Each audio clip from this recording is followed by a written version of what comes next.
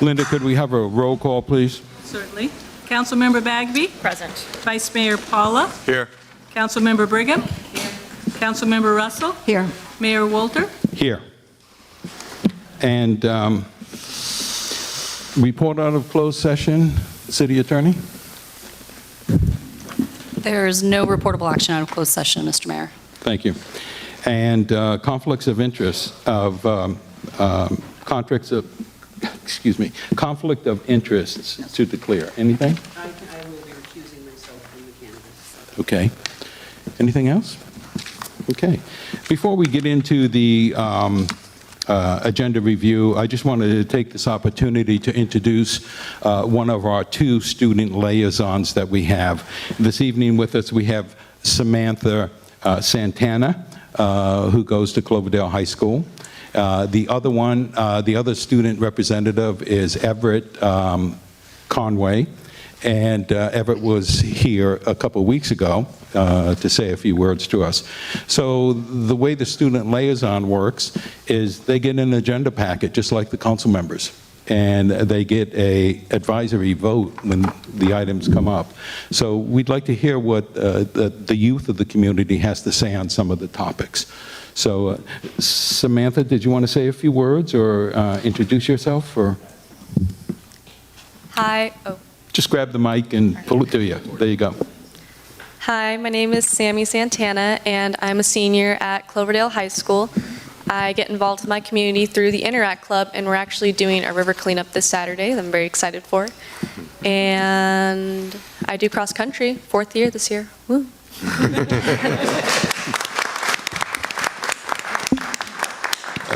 Thank you, Sam.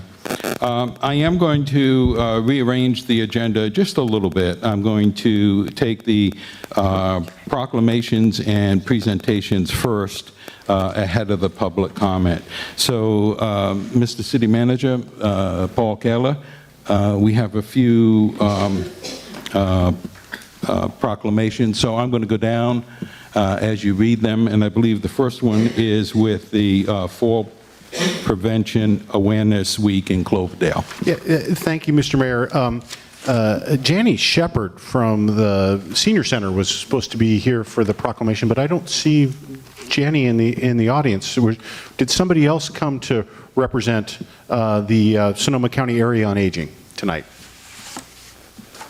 Okay, well then why don't we just put that aside for a minute, and why don't we go ahead and do the proclamation proclaiming September the 18th through the 24th. Well, I know that representatives of that group are in the audience tonight. Yes. They're well represented. Okay. So I'll be my pleasure to read that. Thank you. A proclamation of the City Council of the City of Cloverdale proclaiming the week of September 18th through the 24th, 2017 as Pollution Prevention Week, and the week of September 25th through the 30th, 2017 as Creek Week in the Russian River watershed. Whereas throughout the United States of America, the week starting on the third Monday of September is recognized as National Pollution Prevention Week, and whereas throughout much of California, including the Russian River watershed, cities, counties, and other stewardship organizations are recognized the fourth week of September as Creek Week, and whereas our pollution prevention practices are intrinsically linked to the health of our watershed, lands, and waterways, and whereas the nearly 1,500 square miles of land, 150 creeks, and approximately 350,000 residents of the Russian River watershed are connected and mutually support each other, and whereas the City of Cloverdale supports programs to reduce pollution, increase the environmental quality of our watershed, and provide our communities with the knowledge to be effective stewards of the Russian River watershed lands and waterways, and whereas pollution in the form of trash and debris, chemicals from industry and everyday living, and sediment from construction and many land uses and activities all have the potential to degrade the quality of life and the quality of resources within the Russian River watershed, and whereas The Russian River, along with its tributaries and the associated features, are important resources to the people of Sonoma County.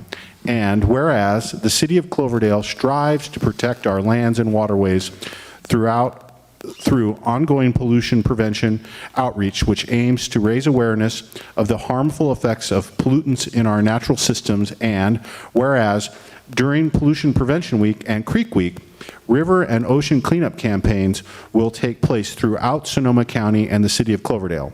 Now, therefore, be it proclaimed that I, Gus Walter, Mayor of the City of Cloverdale, along with my fellow council members, do hereby proclaim September 18th through the 24th, 2017 as Pollution Prevention Week, and September 25th through the 30th, 2017 as Creek Week in the Russian River watershed, and ask all members of our community to support efforts to protect and enrich our watershed health by participating in pollution prevention, watershed cleanup activities, and take active steps to reduce pollution and care for our environment throughout the year.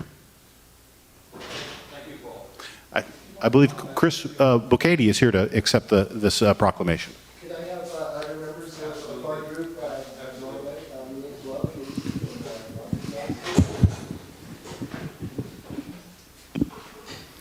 Well, it's a privilege to have you here this evening, and I'm so proud to offer this proclamation to you. And I'm going to also give you the opportunity to say a few words. Awesome. Okay? Thank you. I'm not sure if that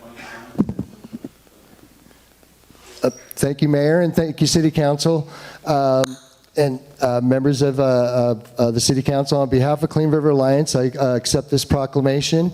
Clean River Alliance, our mission is to remove trash from the watershed and to create more cleanup events.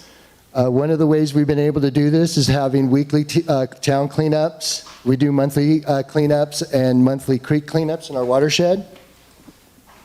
We've been able to go out and educate our students in our local schools. And what sets us apart from other cleanup groups is that we've been working with our people who are living outdoors to help us clean up our watershed.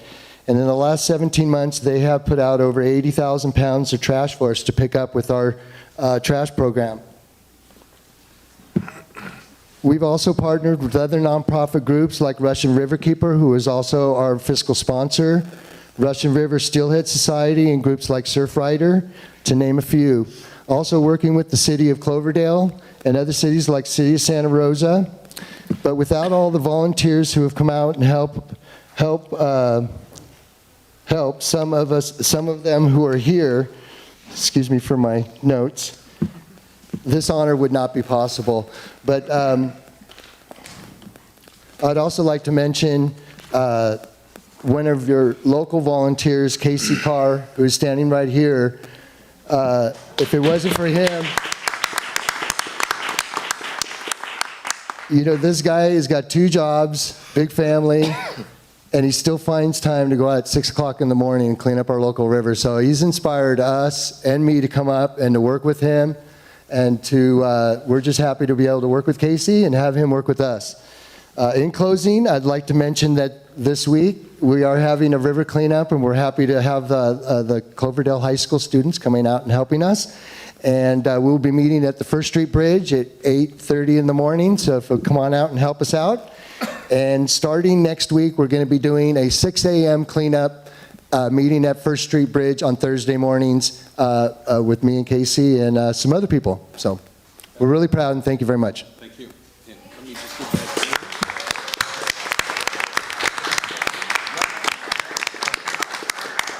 Thank you.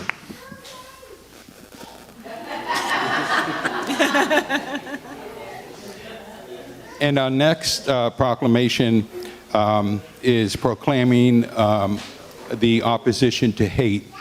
I think most of you realize that we had a little incident here in town, and I shouldn't even use the word little because it's very significant. So I have asked Reverend Jack Dawson and Father Ed Howell to come this evening and accept this proclamation as Paul reads it. So would you join me? proclamation of the City Council of the City of Cloverdale proclaiming its opposition to hate. Whereas the City Council of the City of Cloverdale is in opposition to hate, discrimination, prejudice, and bigotry.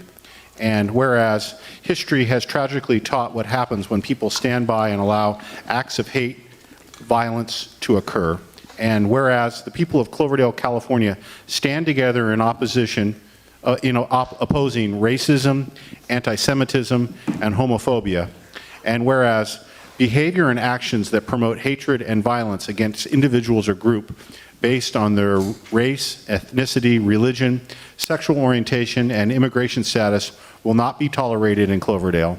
And whereas when hate is expressed, the social fabric of our democracy unravels, and we are committed to not letting hate happen here in Cloverdale. And whereas the City of Cloverdale takes active steps to act with heart and courage to create a community in which the humanity and dignity of every person is respected, and thus prevent the escalation of hate-motivated behavior in order to preserve the civil rights of all the people of Cloverdale. And whereas, as municipal leaders, it is critical that we are clear that our community will not tolerate a climate of hate, and that we speak out against hateful speech and behavior in our city. Therefore, be it resolved that I, Gus Walter, Mayor of Cloverdale, and the entire City Council do hereby proclaim that Cloverdale unequivocally opposes any manifestation of hate and prejudice towards any group or individual, and further may it be resolved that the Cloverdale City Council stands with all people of good faith to push back against hate speech and behavior in Cloverdale. Thank you, Paul.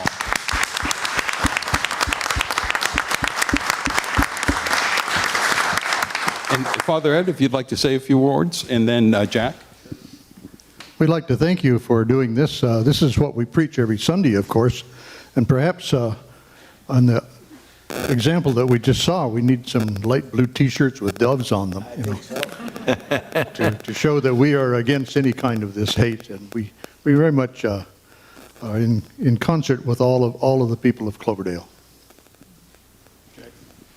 You know, it's really dangerous to have two preachers up here. Mr. Mayor, you're really a brave man, I want to tell you.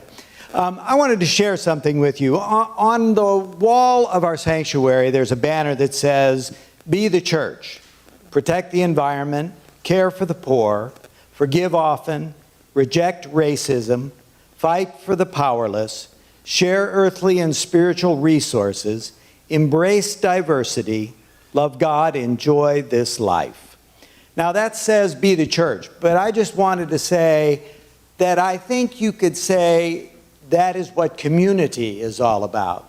That's what we are as a city. We are to be those who do protect the environment, who care for the poor, forgive often, reject racism, fight for the powerless, share our earthly resources, embrace diversity. And I think that this proclamation touches well on all of those things. And I am truly grateful that the City Council has done this. And I say, let us go out and live it. Thank you.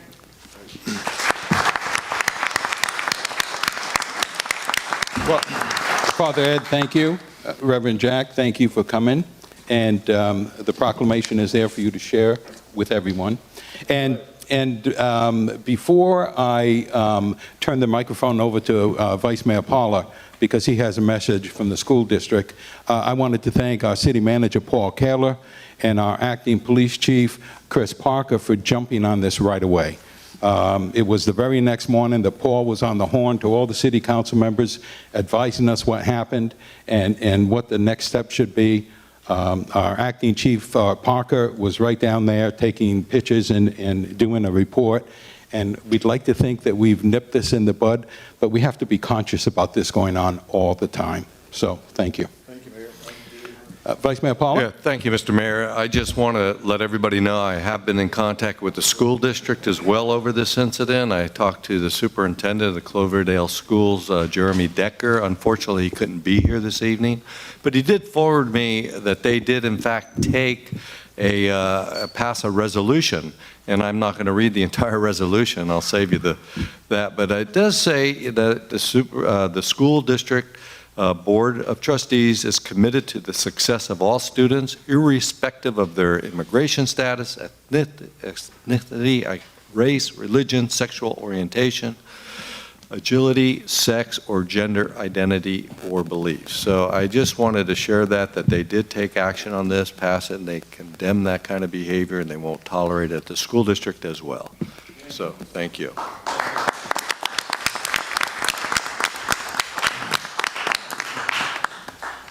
And our next proclamation is for our finance director, Joanne Cavallari, who is retiring shortly. And Paul, I believe you have a proclamation for Joanne. Joanne, would you Thank you, Mr. Mayor. join me? A proclamation of the City Council of the City of Cloverdale presented to Joanne Cavallari upon her retirement for her dedicated service to the City of Cloverdale. Whereas Joanne started her career in accounting in 1980, working as a bookkeeper for a trucking company which specialized in transportation services for the entertainment industry. And whereas Joanne is an expert in municipal finance management with 19 years of public sector experience with the Brook Trails Township Community Service District, the City of Willits, and the City of Cloverdale. And whereas Joanne Cavallari was appointed as finance manager for the City of Cloverdale on August 28, 2013. And whereas Joanne is known for her communication skills, good judgment, intelligence, and professional work ethic. And whereas among the numerous projects that Joanne has successfully completed while leading the City of Cloverdale's finance department, the most notable are bringing leadership and organization to the finance department after the Great Recession, the implementation of the city's new finance system, improving the city's budget development process, and improvement of the City Hall front desk operations to improve customer service. And whereas Joanne is recognized for her positive work approach, attention to detail, transparency, and friendly personality, which brings her much credibility. And whereas Joanne is known for her flexibility to take on new challenges and adapt to changes, as well as her courage to express her opinions in a constructive manner.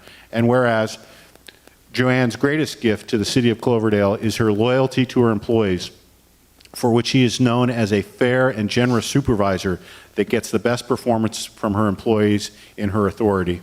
And whereas upon Joanne's retirement, effective September 22nd, 2017, she will now have time to pursue the things that she loves: being with her family and grandchildren, playing golf, caring for animals, and getting sand between her toes at the beach. Now, therefore, be it proclaimed that the City Council of the City of Cloverdale does hereby proclaim its appreciation to Joanne Cavallari upon her retirement for her many contributions during her tenure as finance manager. Be it further proclaimed that I, Gus Walter, Mayor of the City of Cloverdale, along with my fellow council members, do hereby recognize and thank Joanne Cavallari on behalf of the citizens of Cloverdale and wish her much happiness in her well-earned retirement. Thank you, Paul.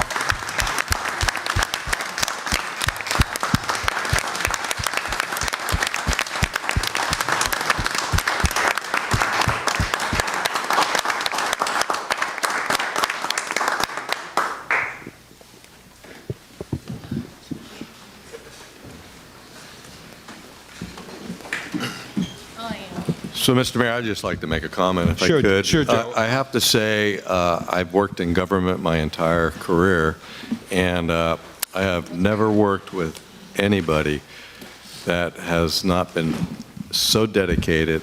I mean, it's just been an outright pleasure working with you. You've taken complicated budget issues and you've found solutions that have just been I just don't know how to thank you enough for all your hard work and everything that you contributed. You're going to be missed considerably, so please don't be a stranger. Thank you, Joe. And I was just going to say, Joanne, I'm not going to ask you to say a few words right now, but I'm going to encourage my fellow council members to say a few words, not only about the proclamation that we did for you, but about the other ones we did this evening. So we usually do that after every reading of the proclamation, but there's so many that we'll do it now. So council members, if you'd like to say anything. I would. Marianne? One thing, Joanne, is the mess you walked into was pretty incredible. We were years behind in filing lots of papers. But anyway, I was just so happy to work with you. It was an overwhelming task, and you took it in a very practical way, a way that everyone understood, and you stayed with it.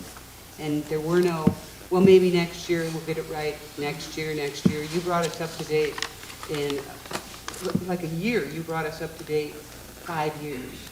So I was just so proud to work with you. Thank you. Thank you. Carol? Thank you, Mr. Mayor. I've worked with a lot of finance managers in my professional life.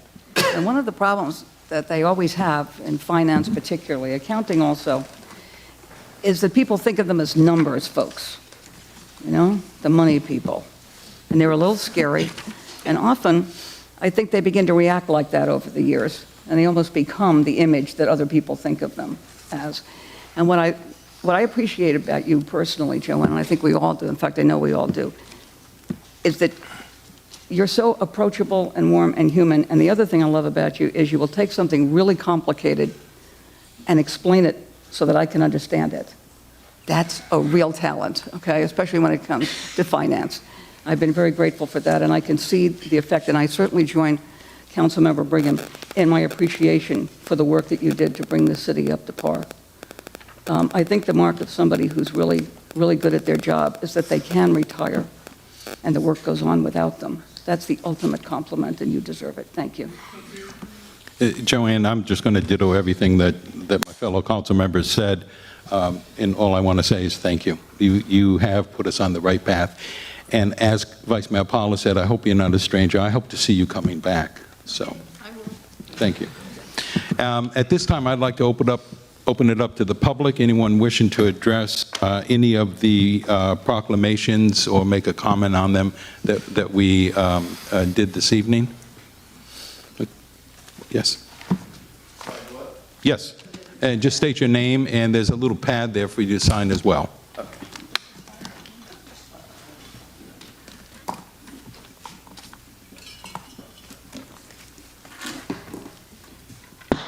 Okay, my name is Daniel Neustadt. I've lived here in Cloverdale. My wife and I moved here 17 years ago. We both grew up in, I grew up in Stockton, she grew up in San Francisco. So we grew up in diverse areas. Moving here to Cloverdale, we fell in love with it. It was a small town. It was what we liked. We have the beach a little over an hour away. We got the mountains a hop, skip, and a jump away, and that's what we were looking for. Now we're going to fast forward to now. My daughter is a sophomore in high school, sadly not here in Cloverdale because of incidents that happened from her mid-7th grade year to all the way through her 9th grade year. And it all has to stem because we did not make it a secret that we were Jewish, and we do celebrate, my wife's also Christian, so we celebrate both. But to have kids continually on a daily basis make fun of, think it's funny to crack jokes, draw swastikas on kids' papers when they walk away to ask a teacher a question.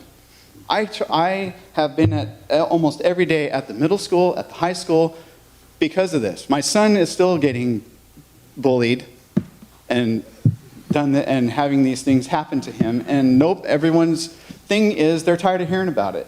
Well, I'm sorry. I'm tired of having to constantly say something and nobody listen. These proclamations are great. We need to do something else. I am doing student supervision at the middle school. I've taken it as an opportunity to, when I hear children say something, and I did hear some things being exchanged, and I asked each child, as you know, Why would you say that? Well, because one kid called another kid gay because he was climbing up the ladder on the jungle gym and he happened to touch his butt. Well, if it was just it was a graze, and he says, well, this is why I said it. Okay, well, that doesn't make it right. Wherever you learned it, you need to be aware that this is not okay. And if I'm hearing it, it is not going to be okay. There were 2 other kids that were Hispanic, and they were calling each other the N-word. Come on. So I used it as a teaching moment to say, in the time when these words were thrown out and used, it was a term to belittle and insult and degrade the person that they're doing it to. When you say it now, you're making yourself look just as belittled and ignorant as the person they're trying to call that to. Oh, bro, it's okay. We call each other all the time. Well, no, this isn't allowed. You do not do this in school. You do not do this in public. You go on in life and you got your career going. You're going to call someone that. What do you think is going to happen? You're either going to find yourself in jail, or you're going to end up shot, or whatever. My daughter doesn't go to the school here. I think I told you that. You did, yes. The new administration now was going to do steps to keep it on the going forward. And they're looking forward to her coming back. I don't know if she'll come back. My son told me today he doesn't want to return to school because of what happened today. Someone called him a fat Jewish hoe. Well, that's not right. I mean, I don't have to make that statement. Everybody knows that's not right, and I apologize for that. What I'm going to recommend, and I'd be more than happy to attend the meeting with you, with the superintendent of schools, Jeremy Decker. I don't know if you've met with him yet, but I'd be more than happy to broker a meeting and sit down and let's see what we can do about this. I have. I just don't know how far I can go now that I'm an employee. But I feel like I should have done something. I should have gone to the police department, because these things are a hate crime. Yeah. When I saw this in the paper happen, I was enraged, because people were like, "But this is Cloverdale. Yeah. We're such a lovable small town." And then I whether also commented on your post as to when you mentioned there was going to be this at the town meeting. Yes. And I had replied back. I was hoping to say something about my family, but that's too long. Yeah. But this shouldn't be allowed. I don't know why the family just decided to call it, or anyone say it's a childhood prank. This is not a childhood prank. My family had to live through it. My family died because of it, and I grew up with it when I was living in my hometown. And now my kids are going through it. And whether you work for the school district or not, it shouldn't matter. This is too important of an issue. I'm going to ask our Vice Mayor and former Police Chief, Joe Paula, maybe to say a few words on that. No, thank you, Mr. Mayor. First of all, thank you for sharing your story. I really appreciate that. Everything you said is not acceptable. It's not tolerated. And if you think it is tolerated, I want to, again, encourage you. We partner with the school district. I actually chair the school city subcommittee. We meet quarterly. We have 2 board members from the school district, as well as 2 city council members at that meeting. We have our city manager, as well as our superintendent of schools. These are the kinds of things that you should come, and we should be having this conversation. And we should be very clear, and I want to make it real clear, it is not acceptable and it's not tolerated. But we need to be able to have the facts so we could deal with it. Our police department is going to be on board with that, and so are the school officials. They have a resolution. I alluded to that earlier. It's not acceptable conduct or behavior. It's not condoned, and it won't be tolerated. So, I mean, I appreciate you bringing it up. Now we need to try to figure out how to fix it if it is in fact still happening.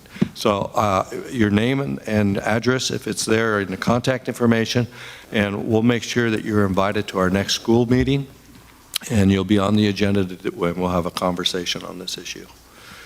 We just had a meeting last night, as a matter of fact. The next one's in November. I think it's the first Monday in November. And it's at 5 o'clock, so hopefully you'll be able to attend that. Mm-hmm. In fact, I'll give you the date right now if I can. Yeah. Mr. Mayor, before I just... Sure. It's November 6th at 5 o'clock at City Hall. So, and if you could leave your name and number, we'll make sure we have this item on the agenda for discussion. Mary Ann? I just want to say that I'm very sympathetic. I pulled my great niece out of the school and sent her to school in Santa Rosa for many of the same reasons, and we never did really get a resolution. And I worked hard with the school, but I got pretty much the same responses that you seem to have gotten. But if you ever want to sit down and have a chat, I'm happy to do it.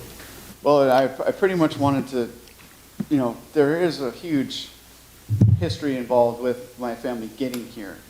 And it's starting, all the survivors are dying off. My grandmother passed away last year, which it just made it even worse. Because that's when it started. It was happening the day before she passed and the day of. And I'm trying to get in touch with, I talked to the superintendent to try to go tell her story to an audience, the whole audience of kids that are in history. They're not learning soon enough.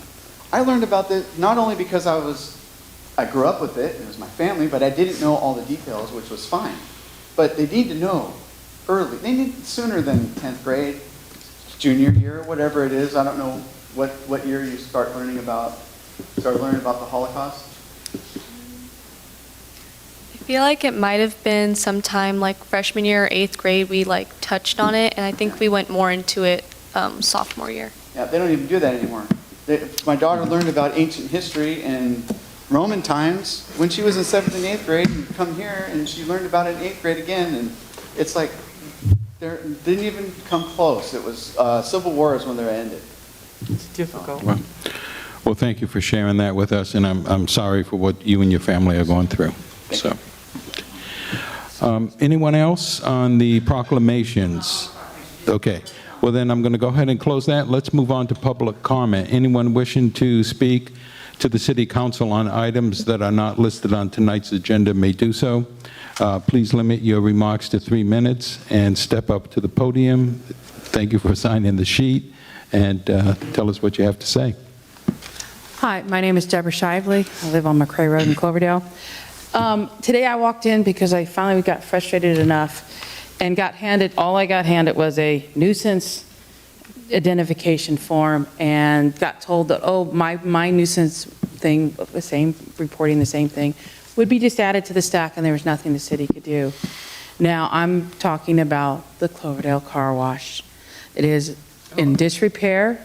It steals money from the people. It doesn't give you what you need. When you go in there, you put in your money, you're supposed to be able to get a car wash, be able to wash your car. If you get the soapy brush, you should have soap coming out. It doesn't happen. Now, I realize that there are certain limitations, but you guys do issue business licenses to let people to practice business. So why is it that this business is continue to get licenses every year if there's a stack piling up on, I guess, the city attorney's desk of nuisances? This car wash doesn't do anything but steal people's money. It gives the Cloverdale itself a black eye, because anybody coming into town, whether they're new or passing through, will get ripped off. Now, this is robbery. When you put in money, you expect certain services back. Now, I got told, oh, it's just a bad business, just don't do business with them. I got told that, well, even our city manager here doesn't get his car wash there anymore. He goes someplace else.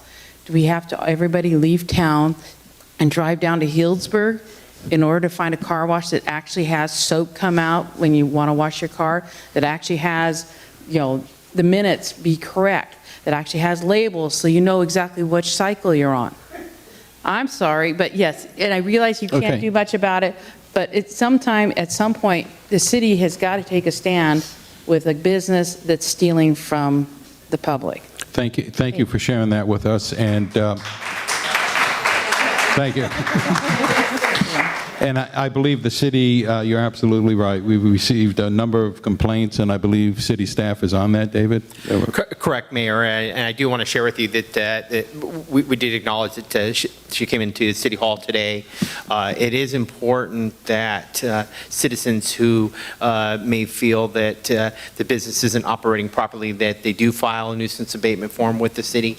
It's an important basis of fact to support the city taking code enforcement enforcement activities, including but not limited to any revocation of a business license. Obviously, that's a big lift when we take that action, and it does require that we have supporting information. So certainly, I would encourage the filing of the nuisance abatement. I do want to share that I personally reached out to the property owner today. He did call back, so he responded. Unfortunately, I missed his call back. So I do want to engage the property owner in a conversation about what his plans are for the property. Make sure he is aware that there is comments being provided to City Hall about the lack of operation or proper operation of the equipment.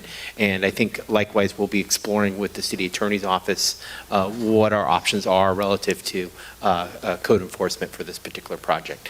It's not a clear-cut issue in terms of what's considered code enforcement under our municipal code. Thank you. Joe?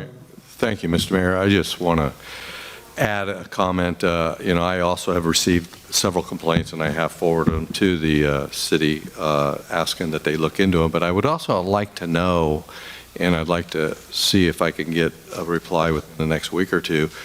When the permit was issued, when it went through the Planning Commission, they usually have conditions of approval listed in that process.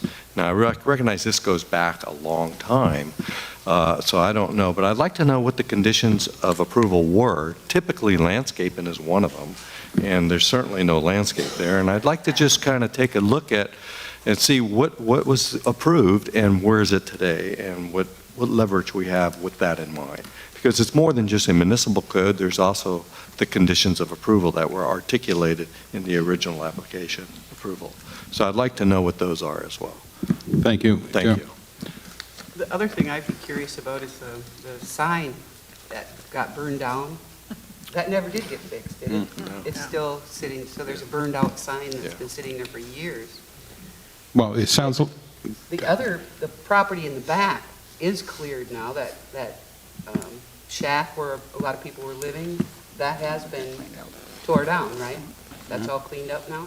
Yep. So that's a beginning.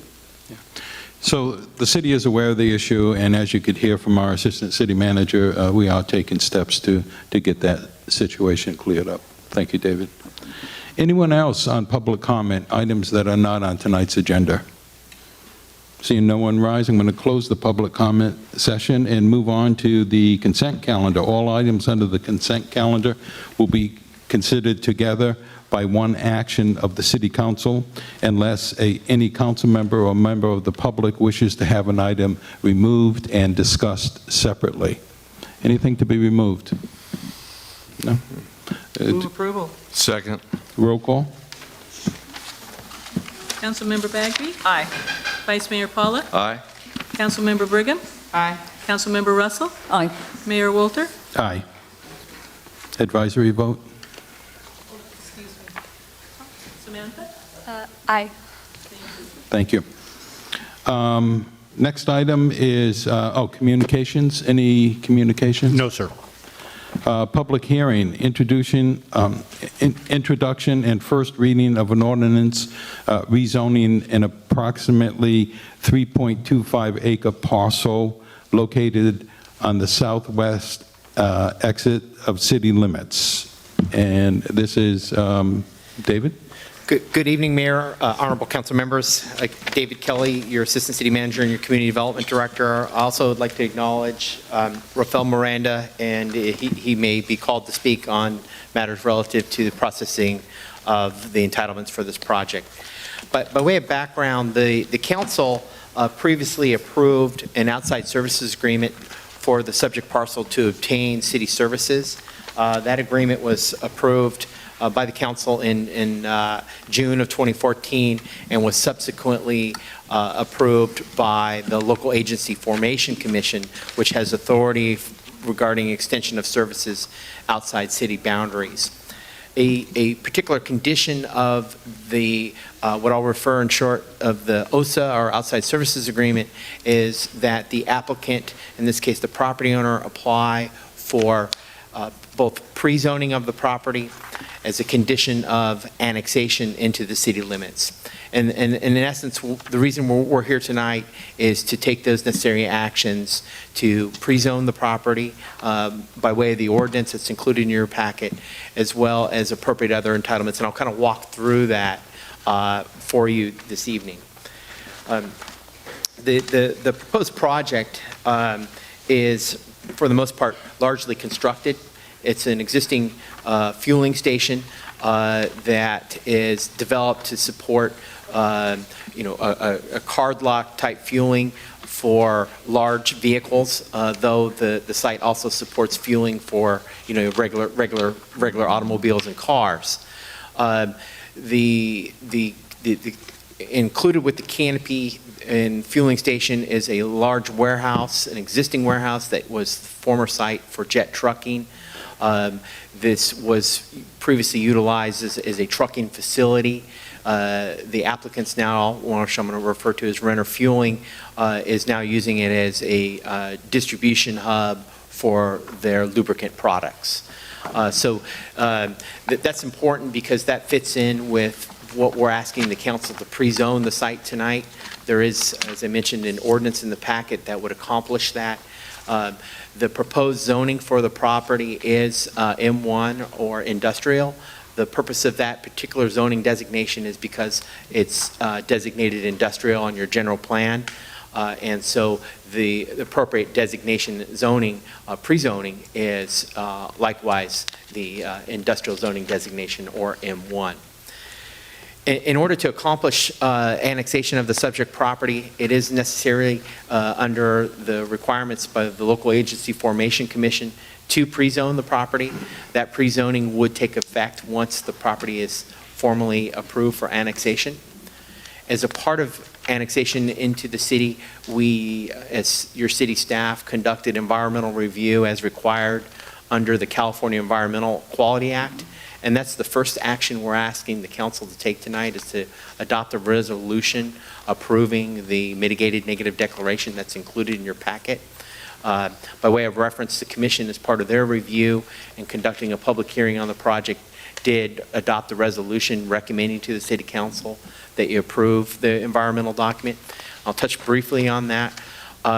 There were, in preparing the CEQA initial study for the project, we did determine that there were 3 potentially significant impacts. First of which was aesthetics, and that was related to, at the time of review of the project, there was some lighting that was not in compliance with the, some existing lighting on the jet trucking building that was not in compliance with the city's zoning ordinance. That has, for the most part, largely been addressed, and I'll talk a little bit more about that later. The second issue that was addressed in the environmental document was hazardous and hazardous waste. There's quite a history with this property, it being part of the old Highway 101.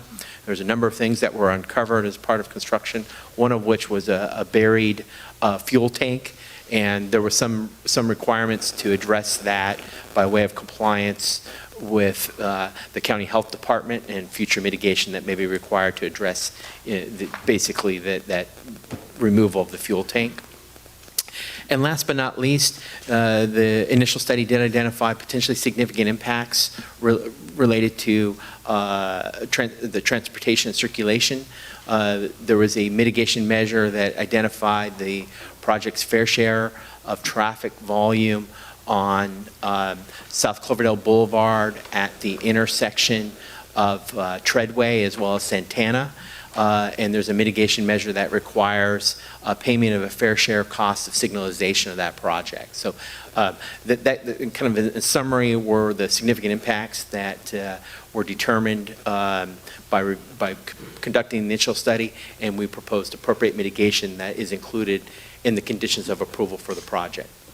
So in addition to the CEQA document, the ordinance pre-zoning the site, we're also asking the council to adopt a resolution directing staff to file an application for annexation with the local agency formation commission. Upon formal adoption of the ordinance, that would give us the direction to go ahead and file the application with LAFCO, along with the other documents, if you ultimately recommend approval of the project with them for final action. The final element that is included in your packet was a plot plan review under our zoning ordinance. In the industrial zoning district, development of 10,000 square feet or larger does require a plot plan. We've wrapped that up in the entitlements that we're asking the council to approve. What the plot plan review does include is a series of conditions of approval that really cover and ensure things like the landscape is maintained, the overall site is maintained. It addresses, that there is outdoor storage at the site. The public improvements that are currently underway in front of the project. So basically, the plot plan review and the resolution that's included in your packet is intended to ensure that the project, when it's annexed, is in compliance with our zoning ordinance. So there's really, in summary, there's 4 actions we're asking council to do tonight. First would be to take action on the environmental document by way of approval of a resolution approving that mitigated neg deck. Secondly, we're asking council to adopt a resolution directing staff to file an application for annexation. Third, introduction of the ordinance by title only. And then last but not least, the resolution approving the plot plan review. There's a lot of details. I'm happy to provide any more information about the project itself.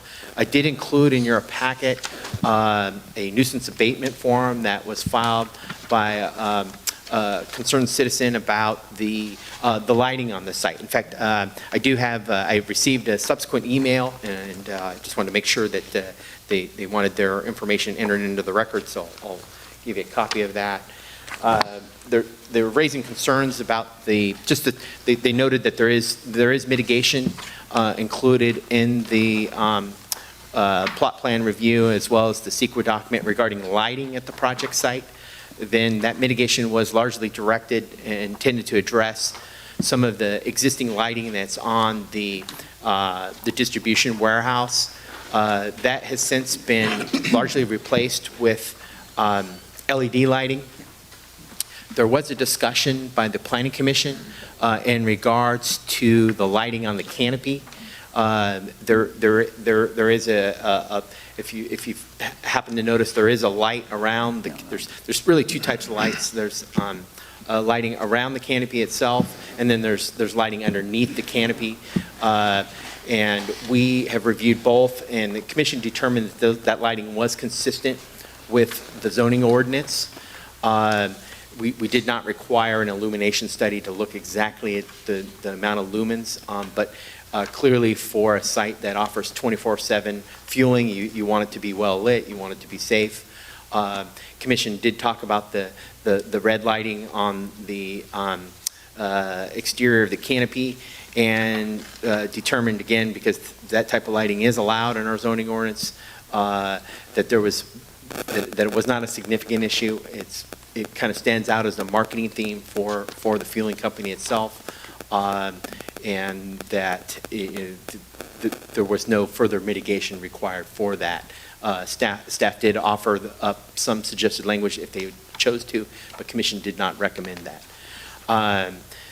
So with that said, our recommendation tonight is that you introduce the ordinance, you adopt those subsequent resolutions that we're asking. But this is an opportunity for the council to entertain discussion on any other conditions of approval that you think are appropriate for that project. I do want to note that an applicant representative is here tonight, Shane Zerlong. He can speak to the project. And with that said, I'll conclude staff's presentation, and happy to entertain any questions the council may have about the project. Thank you, David. Sean, was it? Shane, if you'd like to say a few words, or if you just want to wait for questions from the council? Okay, council members, do we have any questions? I have one. Thank you very much. The report was quite good, answered some of my questions, and particularly I appreciate the information about the lighting, because that was something I was concerned about. I wonder, do we have an estimate of the sales tax revenue? We know that there was a question about it, but I'm curious if we have information about that. I know we at one point had a projection, which turned out, of course, not to be the case, which I understand. But I wonder if there is some way of projecting the sales tax revenue on top of the I'll do my best to property answer tax. that question, and I think Shane might have some information as well. When the project was originally came to us, it came as purely a card lock operation. Right. And at that time, the owner of the company, the Renner family, gave assurances to the city that we would receive a portion of sales tax from card lock operations. Right. City staff reviewed that internally as well as with our sales tax experts, and even though the company made that assurance, Yeah. it is not the interpretation of the Board of Equalization. Exactly. What has happened subsequently, though, is that the operation of the fueling station also accepts point-of-sale gas sales, which means you don't have to use the card lock system. You can put in your own debit or credit card. Right. Even though the property is not annexed, the sales tax from that area has been showing up on our sales tax reports.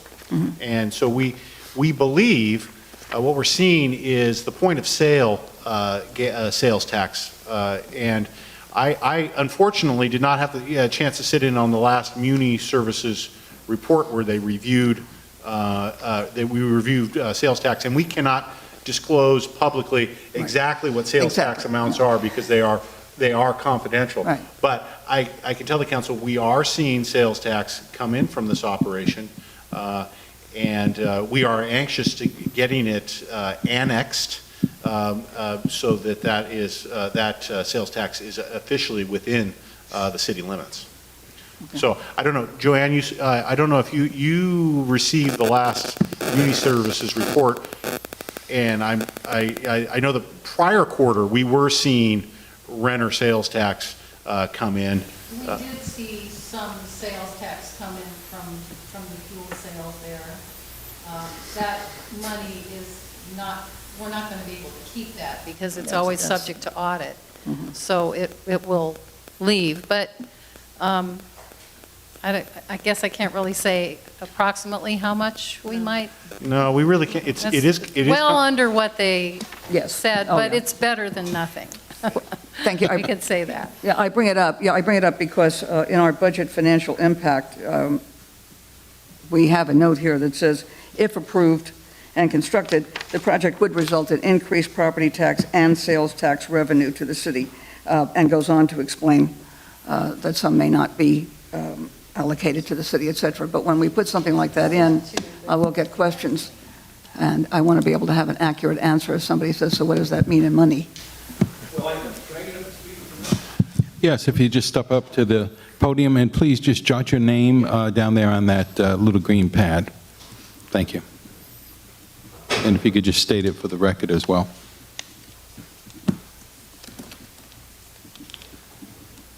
My name's Shane Zerlang, and I'm the regional manager. One of the things that we haven't done yet is, since we've opened the site, our retail gallons, which directly affect you folks, have doubled. And we have yet to even go out and market this because it's not completed. You know, we haven't had our grand opening, our, Beat the Street campaign. We have done none of that. So some of our estimates may have been wrong or off in the beginning, but we have yet to begun to, go to the retail public and get those gallons. Okay. We want to make sure that the site is completely done before we go after that market. Right now, we're attracting the people that have to come there, which is the trucking industry. But with the construction and that, the mom and pops don't want to go around that stuff. Okay. Good, thank you very much. I just always like to be clear with people so that with our folks here in town, so they understand when we say something to them, where we are, especially because the number was circulated long before your time. with the original Rena folks, and quite innocently, and with all good intentions. But once that number's out there, I want to make sure that we're clear about the fact that it is not what it was meant to be. Okay, great. So I appreciate your work, and certainly it's looking good. I have to tell you, it's looking better and better, and so is the street. So I thank you for that. You're welcome. Thank you, Carol. Mr. Mayor, thank you. I just want to add a little bit on the sales tax issue. It's kind of interesting that the Board of Equalization, it is an opinion, it's not in the statute, that the way the sales tax is distributed. And I've reached out both to Senator McGuire and Assemblymember Wood. Neither one of them knew about that provision. No. They assumed that taxes were distributed like they were for everything. Yeah. They're actually shocked. Senator McGuire's accepted the fact that he has his legal staff working to look at it.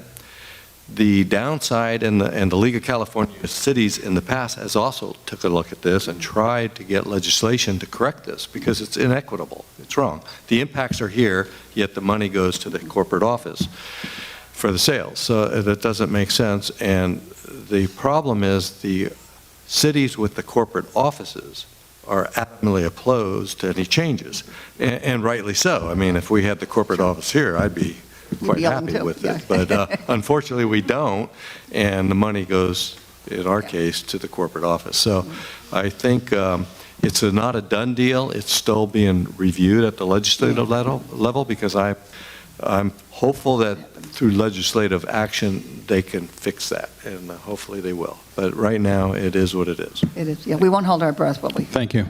Thank you. I just have one question pertaining to the improvements of the street out front and all. Where does that stand at this point? I haven't been down there in a while. Is it completed yet? I think Shane can address it. I went out there this morning to check it out, and it appears that they have installed the final course of asphalt has been installed. I don't know whether they're ready to switch to driveways or not, and I'm not sure whether the city engineer has any other updated information, but I think Shane would be the best. Yeah. Shane? As of right now, we just opened the south entrance and we paved all the way to the middle entrance. They shut that one down this afternoon, and they're going to remove that middle entrance and work their way up to the very north entrance. That is going to be a 2 to 3 week project. The general contractor assured me that all road work pertaining to this would be done October 15th, but then we'd have landscaping, sidewalks, different things after that. But the actual road front itself would be completed by October 15th. Okay. I know we didn't underground the utilities there, but did we put the conduit in for future undergrounding? That I'm not aware of. Mayor, if I recall correctly, and we could certainly double check this, there was a request when this project was being reviewed to at least install the conduit for future undergrounding of the PG&E's Right. electrical lines in front of the project. I know that was a request. There was quite a bit of back and forth with Pacific Gas and Electric, or PG&E, on the sizing, because they tend not to be very definitive in terms of what's the actual size that they want to allow, because they have to take into account a lot of different factors. So that may have been one of the issues, but it was staff's intent, but we'll have to go back and confirm that. Just a quick email to let me know whether they did that or not. I know that's a goal, is to eventually get all of the utilities that run along that frontage road to be put underground. And while it's too expensive for one property to do it now, at least the conduit will make it easier down the road. So. Absolutely. Council members, any other questions? Okay, I'm going to, this is a public hearing, so I'm going to open it up to the public to please come up to the podium if you have anything to say about this particular project. Seeing no one, I'm going to go ahead and close the public hearing and bring it back. We have 4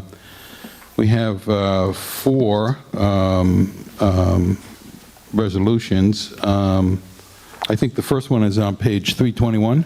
Mr. Mayor, I'd like to introduce City of Cloverdale City Council Resolution Number 058, 2017.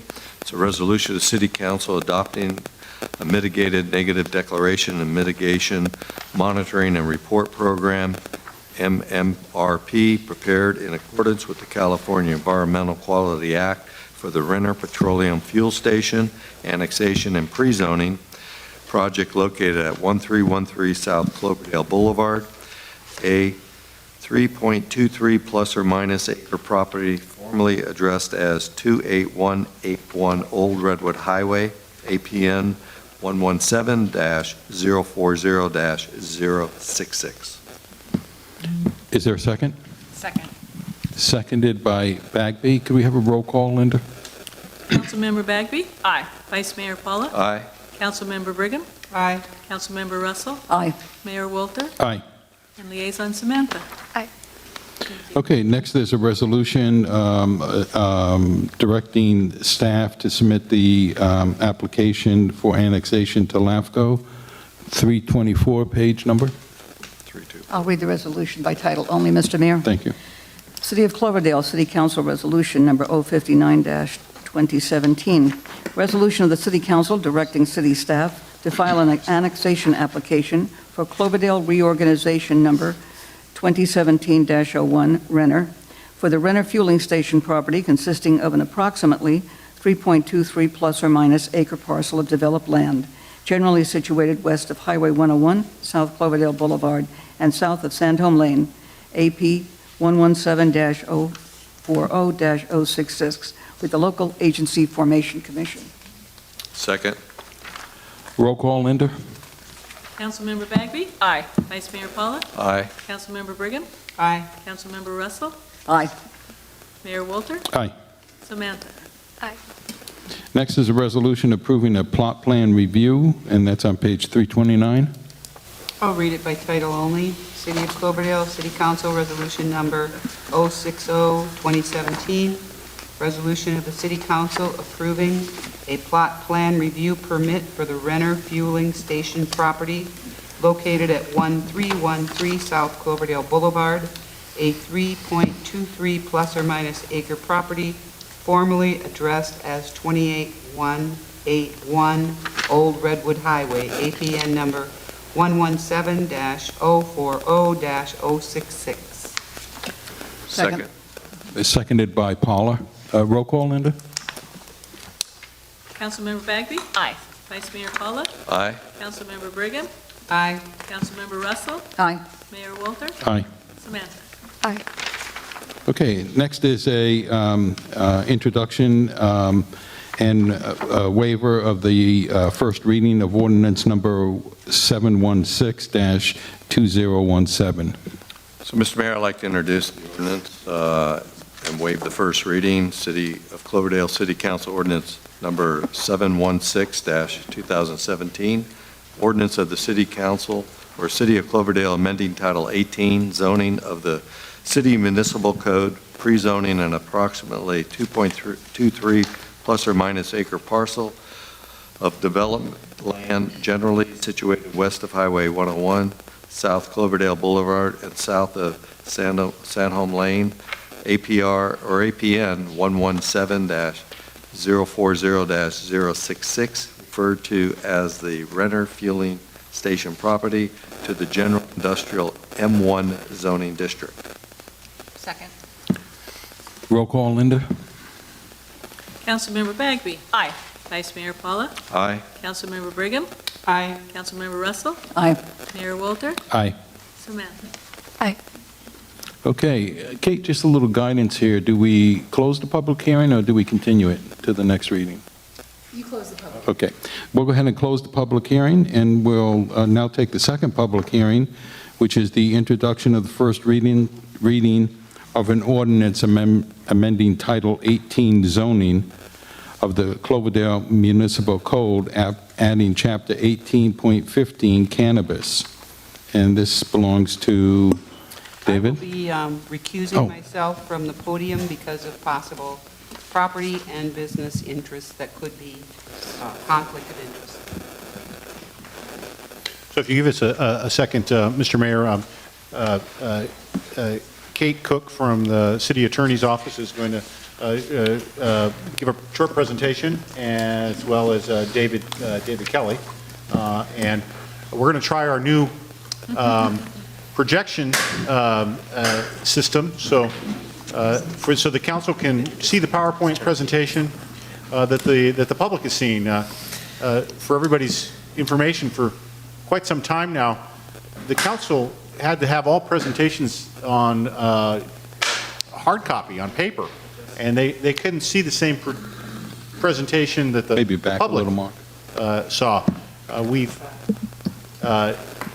changed that around, so we have a large flat screen TV so that the council can now see the same visuals that the public can see, and don't have to flip through reams of paper or move from their seats.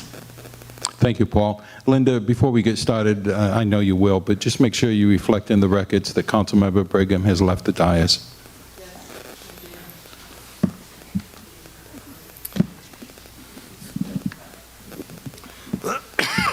Joe, I think we need one of these at home for the football game. Is it not coming on? Well, Mayor, honorable council members, Go right ahead. if I may, just to introduce this item as we get the screen ready. The item before you is an ordinance that will amend Title 18, which is your zoning ordinance. In essence, what we're asking you to do tonight is introduce an ordinance that will add a new chapter to your zoning ordinance that will comprehensively allow and regulate commercial cannabis. As the council knows, the council has held various workshops and public meetings as part of drafting a cannabis ordinance. There's been a number of developments since or as part of the process when you've been conducting your review and developing a cannabis ordinance. And in a moment, I'm going to turn it over to Kate. She's going to talk in more detail and give you a more complete overview.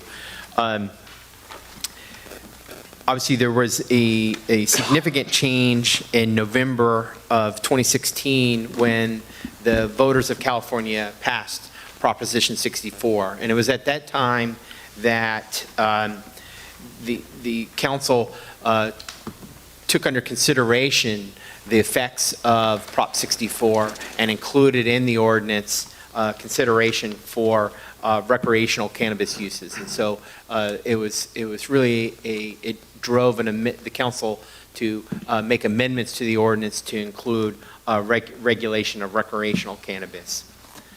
In addition to that, at the same election, the voters of the city of Cloverdale approved Measure P. Measure P establishes the council's ability to establish an excise tax on cannabis, the intent of which is to be able to set an excise tax to pay for the costs of implementation of the ordinance itself.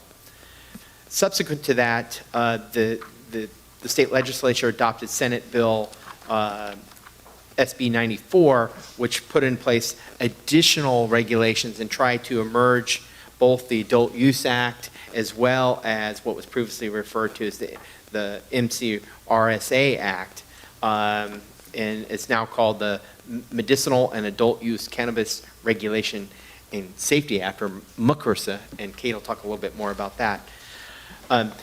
This draft ordinance was reviewed by the Planning Commission along with an environmental document that was prepared with the assistance of Jerry Haig, our planning consultant. Jerry's here tonight. One of the things that we really attempted to do before we brought it back before the commission was ensure that the ordinance was self-mitigating. That is, it contained appropriate environmental standards to address the any anticipated environmental impacts of the proposed implementation of the ordinance. And with Jerry's assistance, with review and assistance of Myers-Nave, either by way of addressing it within the environmental document or modifications to the ordinance, we ensured that the ordinance will mitigate, or I shouldn't say mitigate, avoid potential significant environmental impacts. So what's included in your packet tonight is a negative declaration. We're asking the council to adopt a resolution that, much like you did in the previous action, approve the environmental document. If you take that action tonight, we will promptly file a notice of determination with the county clerk recorder as well as the state Office of Planning and Research. In addition to that, we're also asking council tonight to introduce and read by title only the introduction of the ordinance. But as part of that, what we want to do is I'm going to turn over to Kate Cook with the City Attorney's Office to give you a little bit more overview of the changes to the ordinance that were made between the last time you reviewed it and the Commission's recommendation to you. The Commission did recommend on a 4-to-1 vote that the ordinance be approved by the Council. There was some concern about some of the provisions within the ordinance that allowed dispensaries within the downtown commercial zoning district. So that was kind of the primary reason there was a no vote. The commissioner in question did indicate that overall there was 99% support for the language that's drafted, but there was concern about that provision. There was also some concerns expressed about the setback distance and encouraging consideration to increase it from 600 to 800 feet, but the commission didn't support that. But overall, the recommendation to council by the commission was to approve the environmental document that's included in your packet, as well as adopt the ordinance. So with that said, I'll turn it over to Kate, and she's going to walk you through some of the kind of details of the cannabis ordinance. Okay, thank you.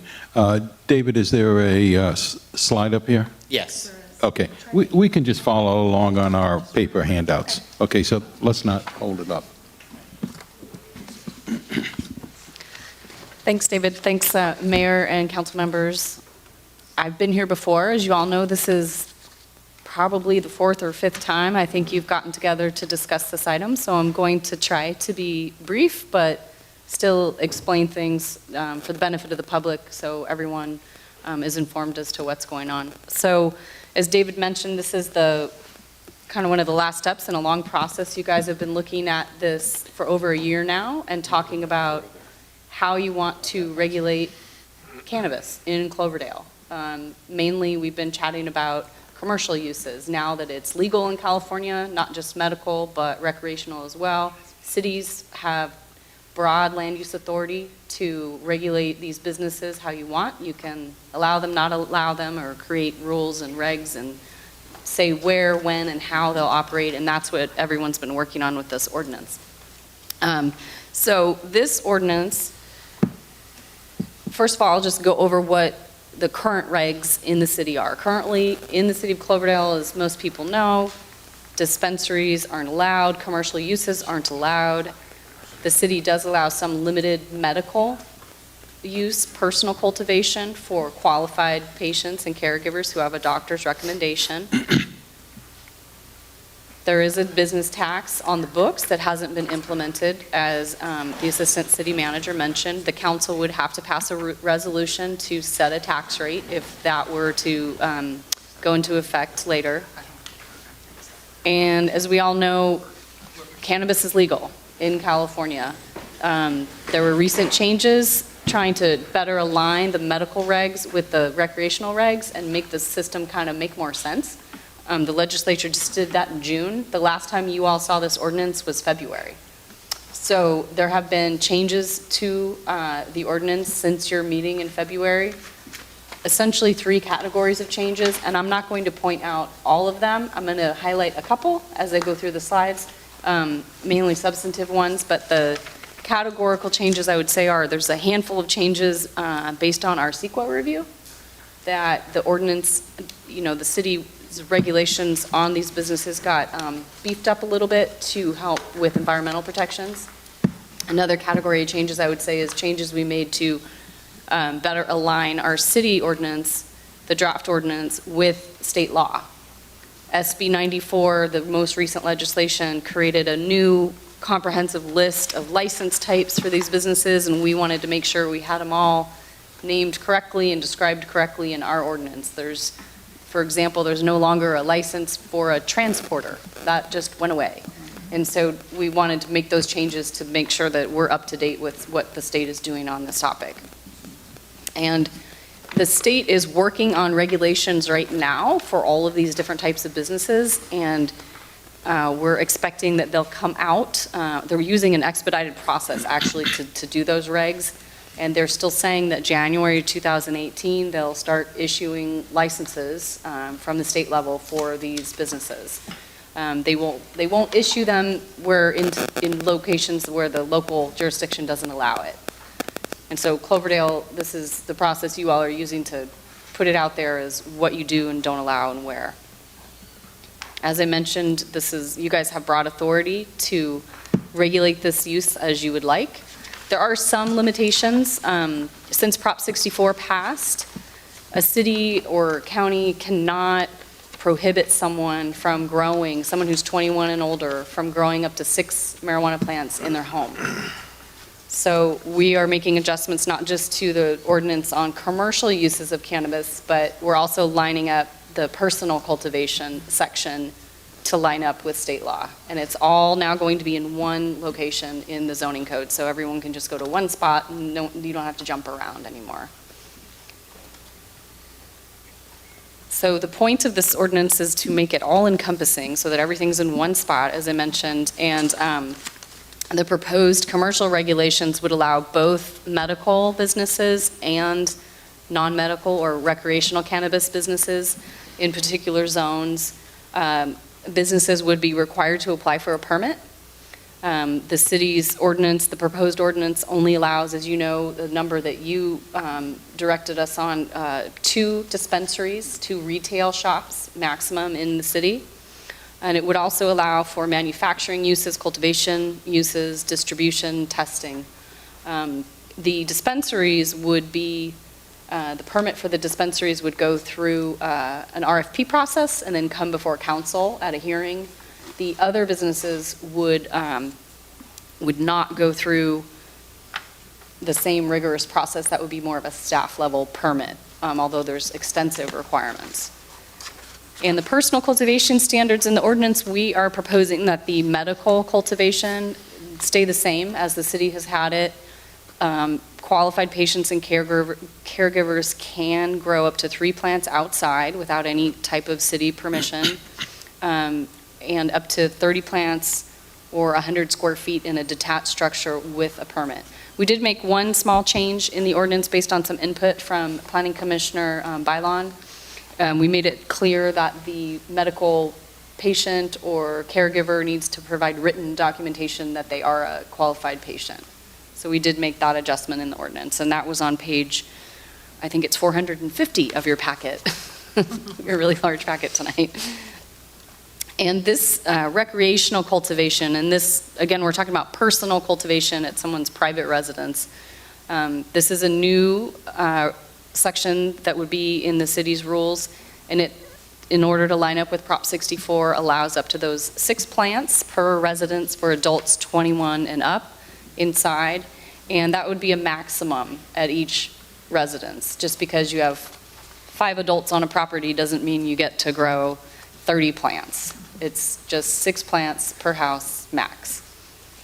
And that's inside. The city's personal cultivation would still prohibit the outdoor cultivation unless you're a qualified patient.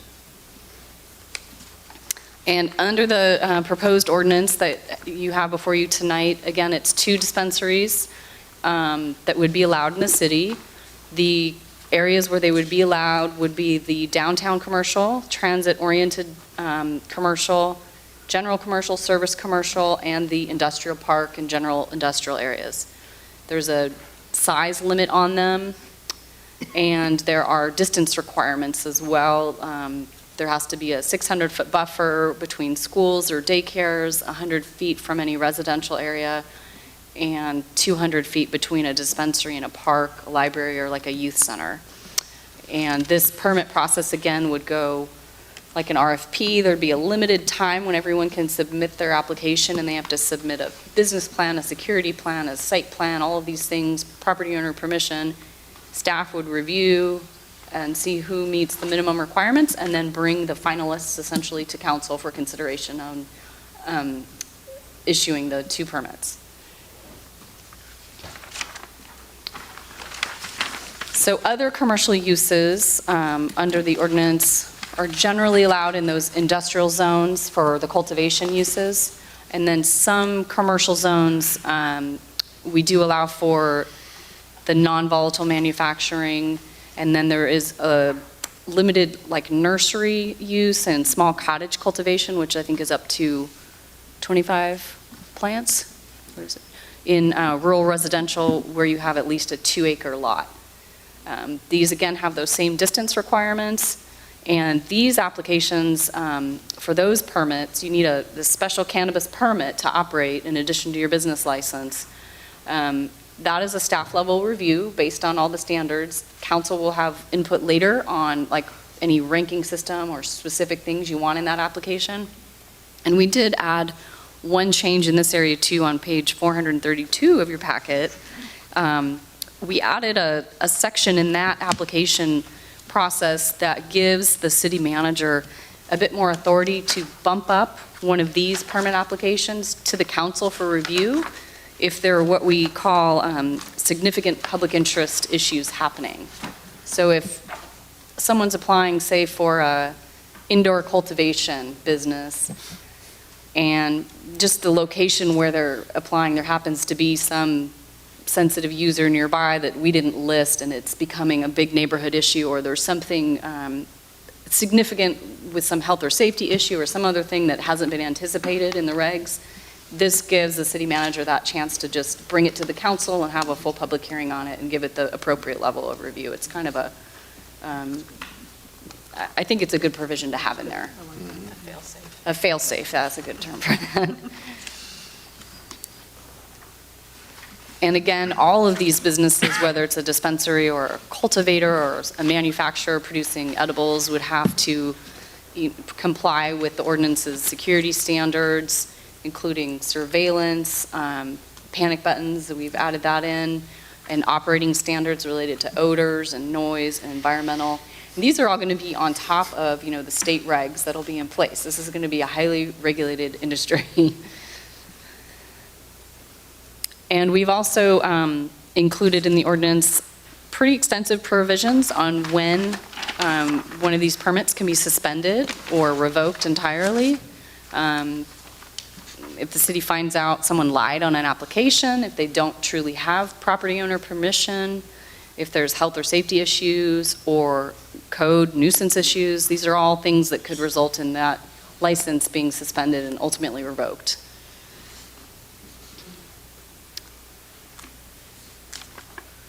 And there was one other change that I wanted to point out that I forgot to point out for dispensaries. We did have some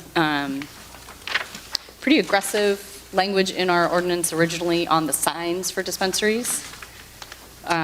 We pulled that back a little bit on page 446 of your packet.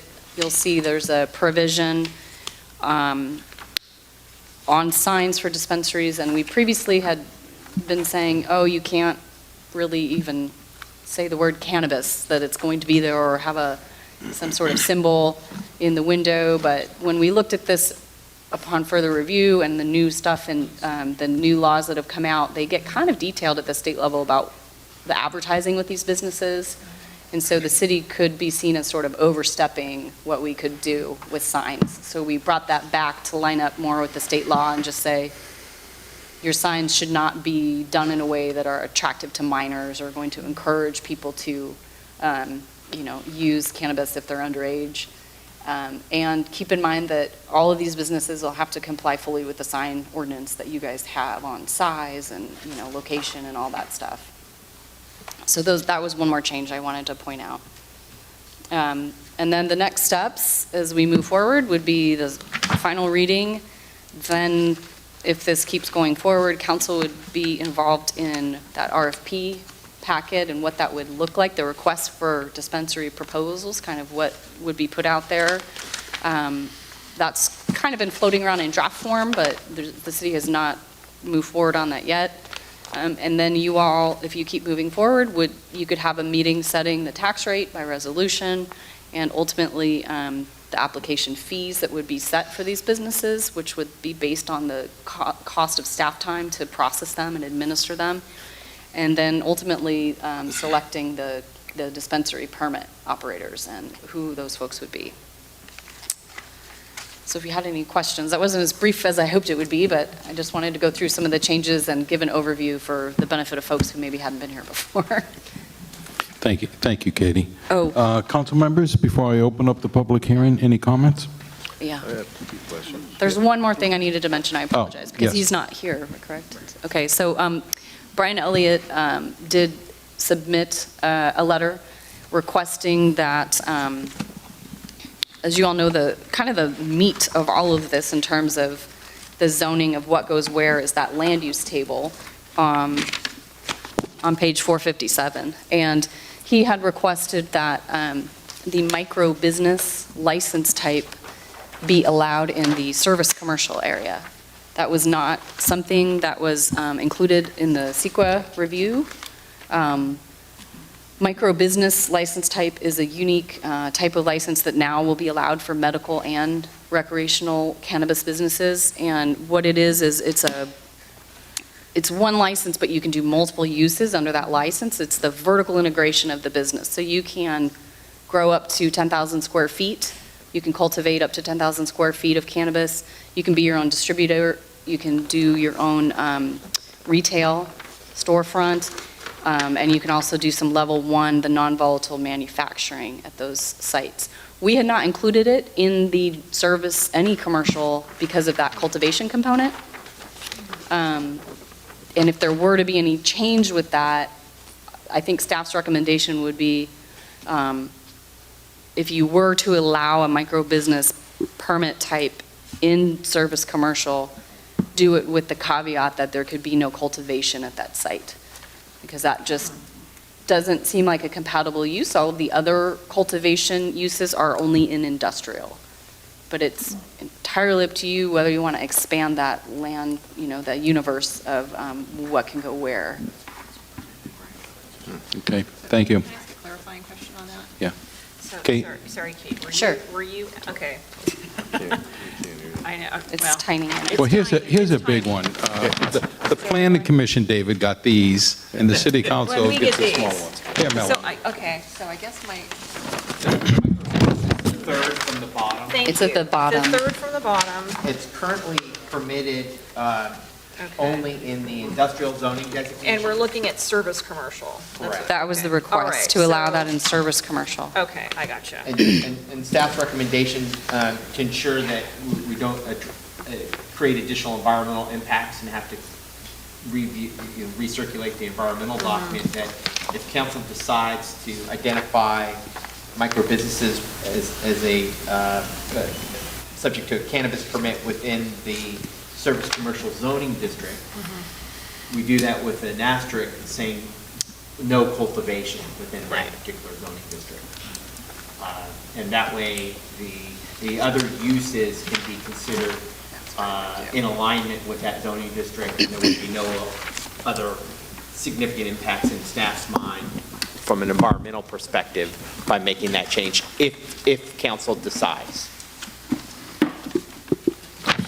Council members, how do you feel about that? I was just going to ask, did the planning commission talk about that at all? They did not. No. I don't know that it is significant enough that it would have to go back to the planning Yeah. commission. That, keeping the cultivation out of there keeps it So generally in line with if the other we uses. don't move forward with that recommendation, that doesn't prohibit them to come back and ask that No. that be changed down the It does road. It just seems like without more information, it's a little bit difficult to make a I mean, we've had so many conversations on this, it's just kind of running together here. Well, the reason I asked, Mr. Mayor, is that when I wanted to see it on the table because the other cannabis uses do have a conditional permit. So it's not really I don't think it's a big change, but I wanted to see it on the chart in relation to the other uses. And, you know, I'm not opposed to it with the asterisk that then no cultivation's allowed. Okay. I don't think it's a big ask. I think it's a little detail. Well, I think I have to agree with Vice Mayor Paula that it could come back later at this, you know, and give us a chance to digest it a little more. It's, you know, it is a change, and Kate, I think I'm right on this, is that originally the intent of the cannabis legislation was to prohibit vertical integration. But this allows one business to have all those uses within one facility, which is a change from what we saw in the original legislation. It's a change, it's a change in what we saw with the medical side of things. The Prop 64 always allowed for this business type, because I think the authors of that proposition recognized that vertical integration was happening just in the market because co-ops and collectives had to be their own distributor and manufacturer and transporter and everything. So they wrote that in, and then when they merged the two to make them look like each other, make more sense, SB 94 in June then included that for the medical license side. Thank you. Any other questions, council members? Okay, I'm going to open it. Carol? No, I'm just going to say it was very good. Okay. I'm going to open up the public hearing. Anyone wishing to step up to the podium and address the city council on this matter?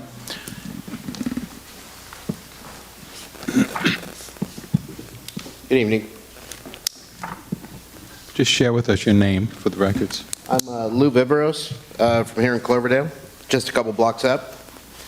We can do the council meeting after party there for drinks afterwards. So I'm going to very immediately speak very strongly in favor of the micro-business permit, which frankly until June hadn't been part of the total package that's now in place with 94. It's no secret I'm partners with a number of people here in Cloverdale with aspirations on some of these businesses. In particular, we hold the property down at the south end of town, the old antique store building. And it's very much in line with the big picture of what we'd like to do. And frankly, we've been at this for a while now.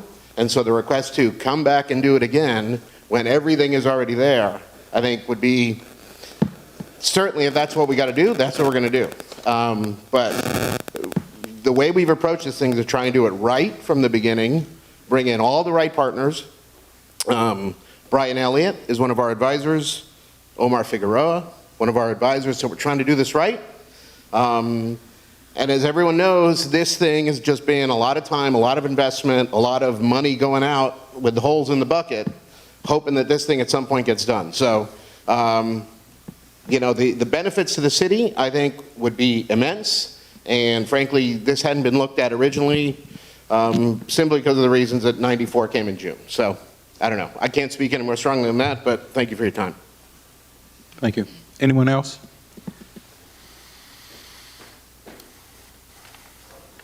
Good evening. My name is Erin Gore. I'm actually a resident of Healdsburg, but I'm elected on the Healdsburg District Hospital Board, so we service this area, and I'm a cannabis business owner. And I just want to commend you for your progressiveness in writing an ordinance that makes sense for local businesses. And we really look forward to bringing our business here and applying for a permit and doing job creation, tax creation, and running a really clean, successful business here in Sonoma County. So thank you. I know it's a lot of work, and you guys are really ahead of the time when you look at all the different cities and where they're at in the county. So thank you. Thank you. And we agree with you. We do think we're ahead of the times, and that's because of the hard work of our city staff. So thank you.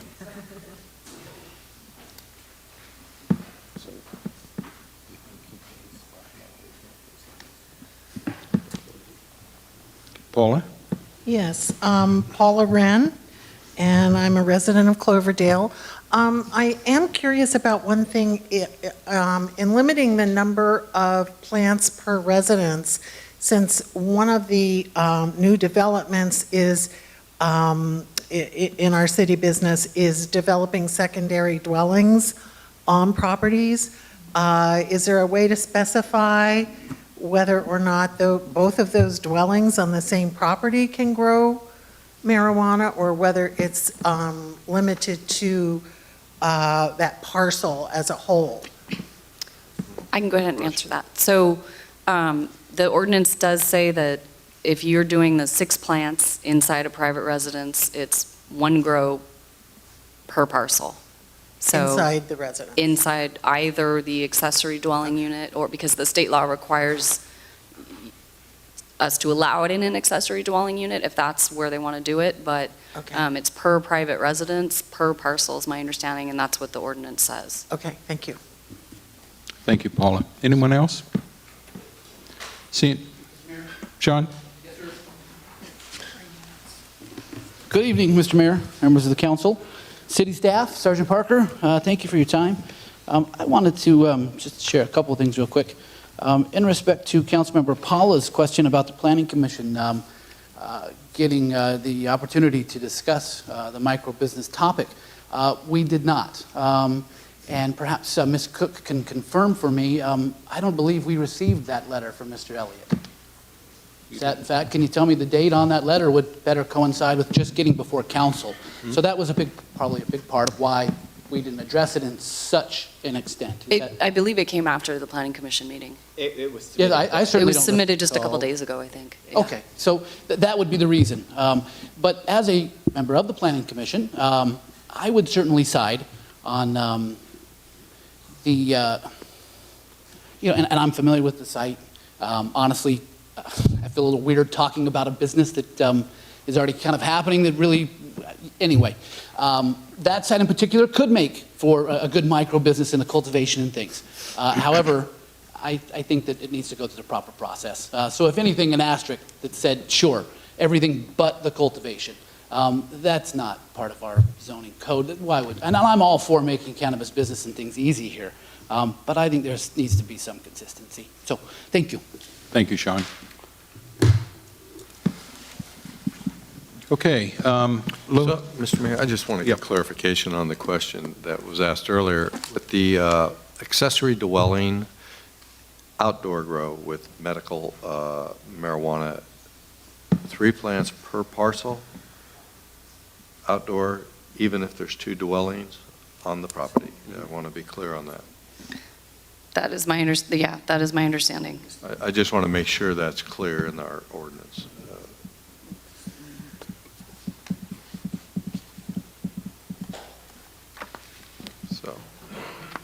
I think it's per parcel as opposed... Well, per residence, I thought, but that's why I wanted to just get clarification on that. Lou? Yeah, I apologize. So I appreciate Sean's support. If I'm understanding correctly, including cultivation would mean environmental study process that potentially derails all of it anyway. So I would support no cultivation if that is going to make it easier and move something like that through. Just wanted to clarify. Thank you. Thank you, Lou. Yep. My understanding with the small scale cultivation for medical cannabis is that the intent is per parcel. Okay, I just want to make sure our 3 plants ordinance outside is clear on per that. parcel. We can add, if we want to make it beyond clear, we could add on page 450, C1, cultivation of 3 or less medical cannabis plants outdoors, comma, per parcel. Yeah, I'd like that, Mr. Mayor. Yes, I agree. Lou, I apologize. I cut you off a little quick. I thought Kate was ready to answer your question. Sorry. Kate, did you hear his question? What was your question about the environmental? Was the question of adding cultivation would create a large environmental review? If micro-business permit has to go through a process that includes cultivation, that would include the environmental study again? Is that doing everything again? Is it a little amendment? Is it, and then versus doing no cultivation, Does that require everything's okay, it's so small it doesn't matter? I think if, and our consultant might want to chime in on this, but the environmental review that the city did, there were no significant environmental impacts found. Everything was less than significant. And then we added language to the ordinance to beef up all the environmental requirements that businesses will have to do. It's our opinion from staff that if you had the no cultivation piece to the micro business in service commercial, because no other cultivation is allowed in commercial, that would not differ from the environmental review, because all of those other uses, the manufacturing level 1, the retail, distribution are allowed in that zone. And so we've essentially already looked at that. So if that asterisk with the no commercial for micro businesses in general in service commercial existed, no, I don't think any further environmental review is required. Okay, so we would support that if that was required to get support. Thank you, Lo. Okay, I'm going to go ahead and close the public hearing and bring it back to the council. We have a resolution or comments or directions. What would we like to do here? Would somebody like to offer the resolution? So, Mr. Mayor, I think we've spent a lot of hours on this, and I'm very comfortable moving forward. I'm not as comfortable with the micro business topic, adding a change to that just from here without having an opportunity to have staff take a serious look at it and explain to us what that means so we really understand. So I would encourage on that issue that come back to us at a future date. It doesn't have to be a long time down the road. It could be whenever the request is made and staff has an opportunity to put a report together and bring it back. So with that, I'd like to go ahead and introduce by title only the City of Cloverdale City Council Resolution Number 061. Excuse me? Could we just make some comments on that? Yes, I'm sorry, Joe. Before. Carol, go ahead. So, because in a sense, we're moving ahead, I just want to make sure we're very clear about what we're doing. I don't want to put a restriction on any business until I understand what I'm doing, and I really don't in this instance. I feel like we could be if we, so I agree with you, Vice Mayor. If we put a restriction on, we're not really sure what we're putting the restriction on and what it would entail for that business. So I'd like to leave the option open and study it more so I really understand whether we do or we don't do this. But with that in mind, if we read, because we have materials here where that might not be too clear, and I just want to make sure it's clear on the record before we move forward with the resolution. Well, Mayor, council members, it might be beneficial if Kate just touches on what's allowed under the micro business license type. Ultimately, any entity that applies for a cannabis permit is also going to have to apply for a state license. My understanding of the micro business is tended to allow some flexibility. Again, it's not supposed to be a larger scale type of operation. In this particular instance, I think there's an interest from the proposed operator to be able to integrate some of those cannabis uses on one site. And so that's, I think, was the basis of the request. So for example, if there was a proposal that would have to go through a process, the RFP process for a dispensary, but they wanted to do, let's say, for example, non-volatile extraction using a press, which is something that the cannabis industry uses for certain types of products, that would only be allowed under a micro business license type. And so I think that's kind of the basis for that request at the particular location Mr. Vivero is speaking to. Our concern as staff is that under the micro business type, it also allows a fairly significant amount of cultivation. And that's why we think, if council was to direct us to make that change and just kind of blanket cannabis permit without restricting cultivation, it then opens, it's a greater impact because you're allowing cultivation within that zoning district where it wouldn't otherwise be permitted under our review. Okay. But if you do provide that restriction, it's kind of consistent in many regards with the other uses that are allowed within the service commercial zoning district. Well, David, I'm not so sure that anybody up here is in favor of doing that right now. Am I I right? think we need to know more. You are? I am. Okay. I am. Okay. Because, and the reason is that the micro business is a combination of the other uses that are already allowed in service commercial. Correct. So I usually think it's more consistent if we do allow it and just asterisk it and say Yeah, no that's- cultivation. Because if we don't do that, that means that we're only going to allow micro businesses in industrial. And I think that No, that the doesn't. square footage available is going to be considerably higher, and the cost is going to be considerably higher than what would be, a very small micro business. So I think it's an appropriate suggestion. I think it's an appropriate use in that district. And I think that they did you did a very good job of just clarifying it just now. It's a really minor change, and I think that it's an appropriate use for the district, and so I'm prepared to be in favor of it. But if we can't get, if we can't get consensus on it, I'm also, willing to move forward as is. Okay. So, Joe? I just want to get clarification. We're not talking about that one site.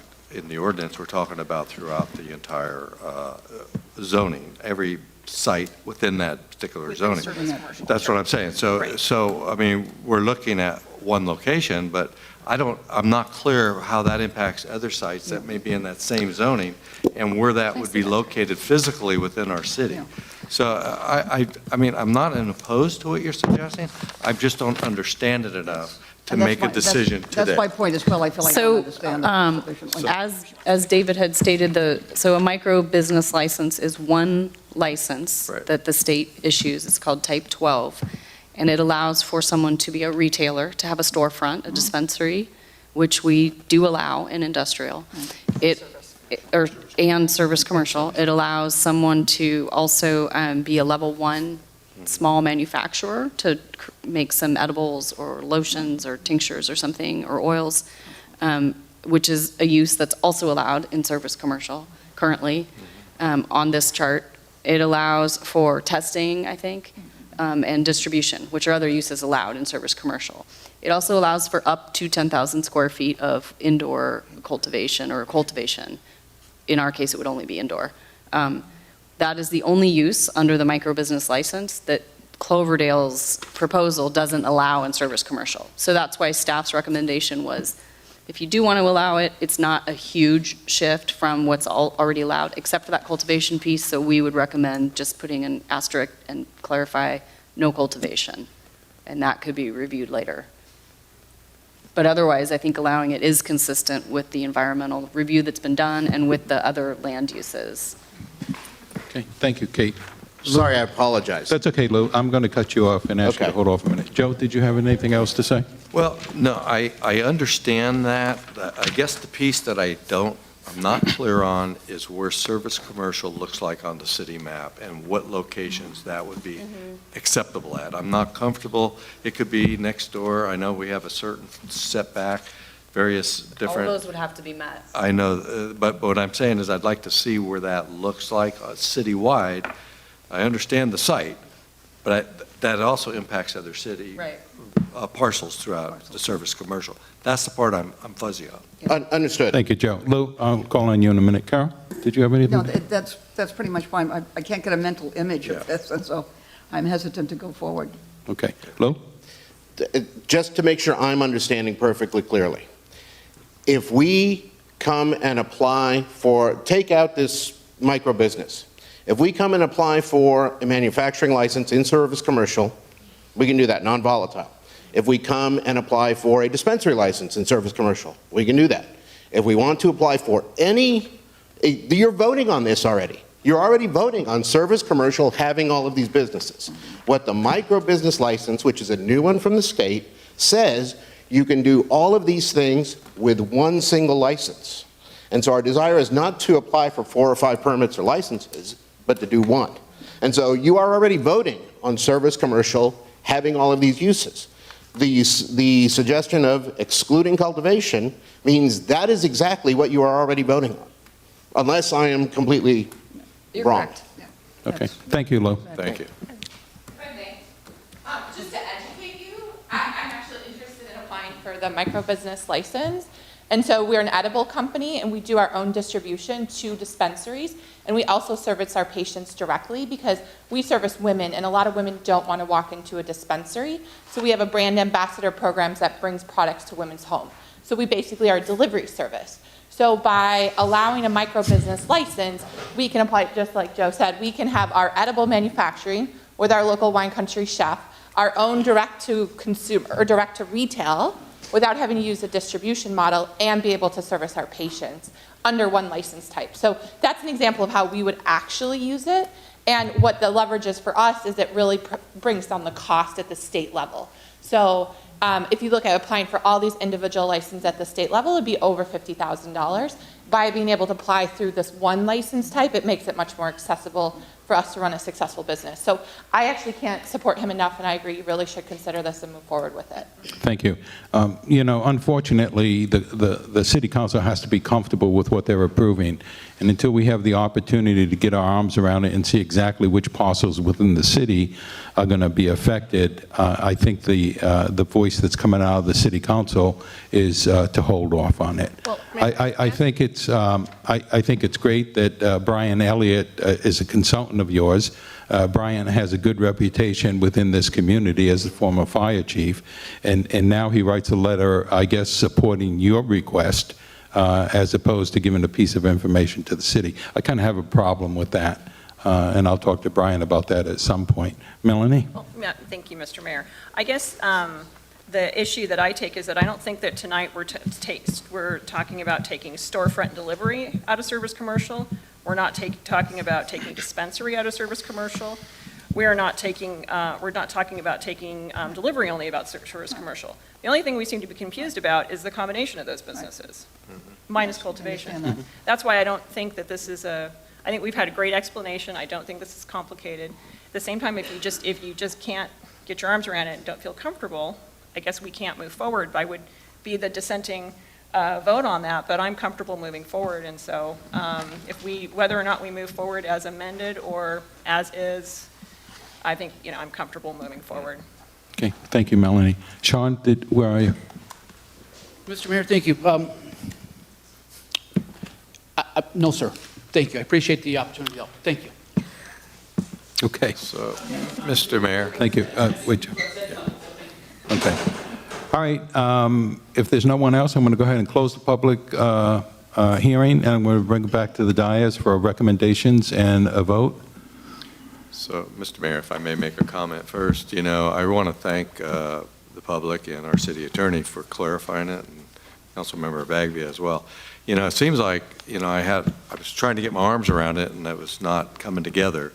But it seems like, it's just a matter of 3 licenses versus 1 global license, and it doesn't really change the use. I like the idea of making it easier for people to function and cheaper, obviously. But with that said, I could support it with without the cultivation being part of that. Okay, so you're suggesting that we make the change with the asterisk? I am. After the explanation, I feel comfortable with that. It seems to make sense after the explanations. It's a little bit easier to grasp. Well, that's a complete flip from 5 minutes ago, but I totally understand. We didn't understand it 5 minutes ago, All right. and I understand it a little bit. We don't want to do something that negatively affects business or negatively affects how you get your license. All right. Okay, so Kate, you got that? Apparently, we're going to do a resolution. We're going to make an amendment to that resolution.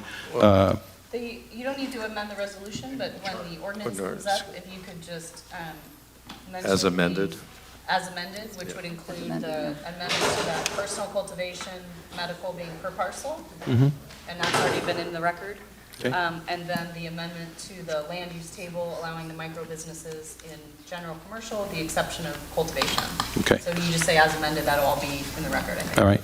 Sean, the public hearing is closed. I'm sorry, Mr. Mayor, if I could please, being that this is a new thing that is being put before us, I think it needs a little more time. If I could, my question is, we limit the number of dispensaries. Will we be limiting the number of micro businesses? Micro businesses, if they have a dispensary, that would count as one of the 2 dispensaries allowed in town. That's already covered in the ordinance. It would not be adding a dispensary. So there's still a maximum of 2 dispensaries allowed in town. If one of those happens to be micro-business license type, that's part of it. Yes, And they ma'am. would have to go through the RFP process with So- that business. So in essence, then, we will be limiting the number of micro-businesses, or Essentially. If it's a micro-business with a retail. Please, please. Sean? If it's a micro-business with a dispensary, yes, but there could also be micro-businesses that don't have a dispensary component. There could be a micro-business that's a non-storefront delivery, manufacturer, distribution that doesn't have a storefront element, and that would not count as one of the dispensaries. Okay, Mr. Mayor, please, I'm concerned that we have folks here who are very much pushing legislation for their business. I'm here as a planning commissioner.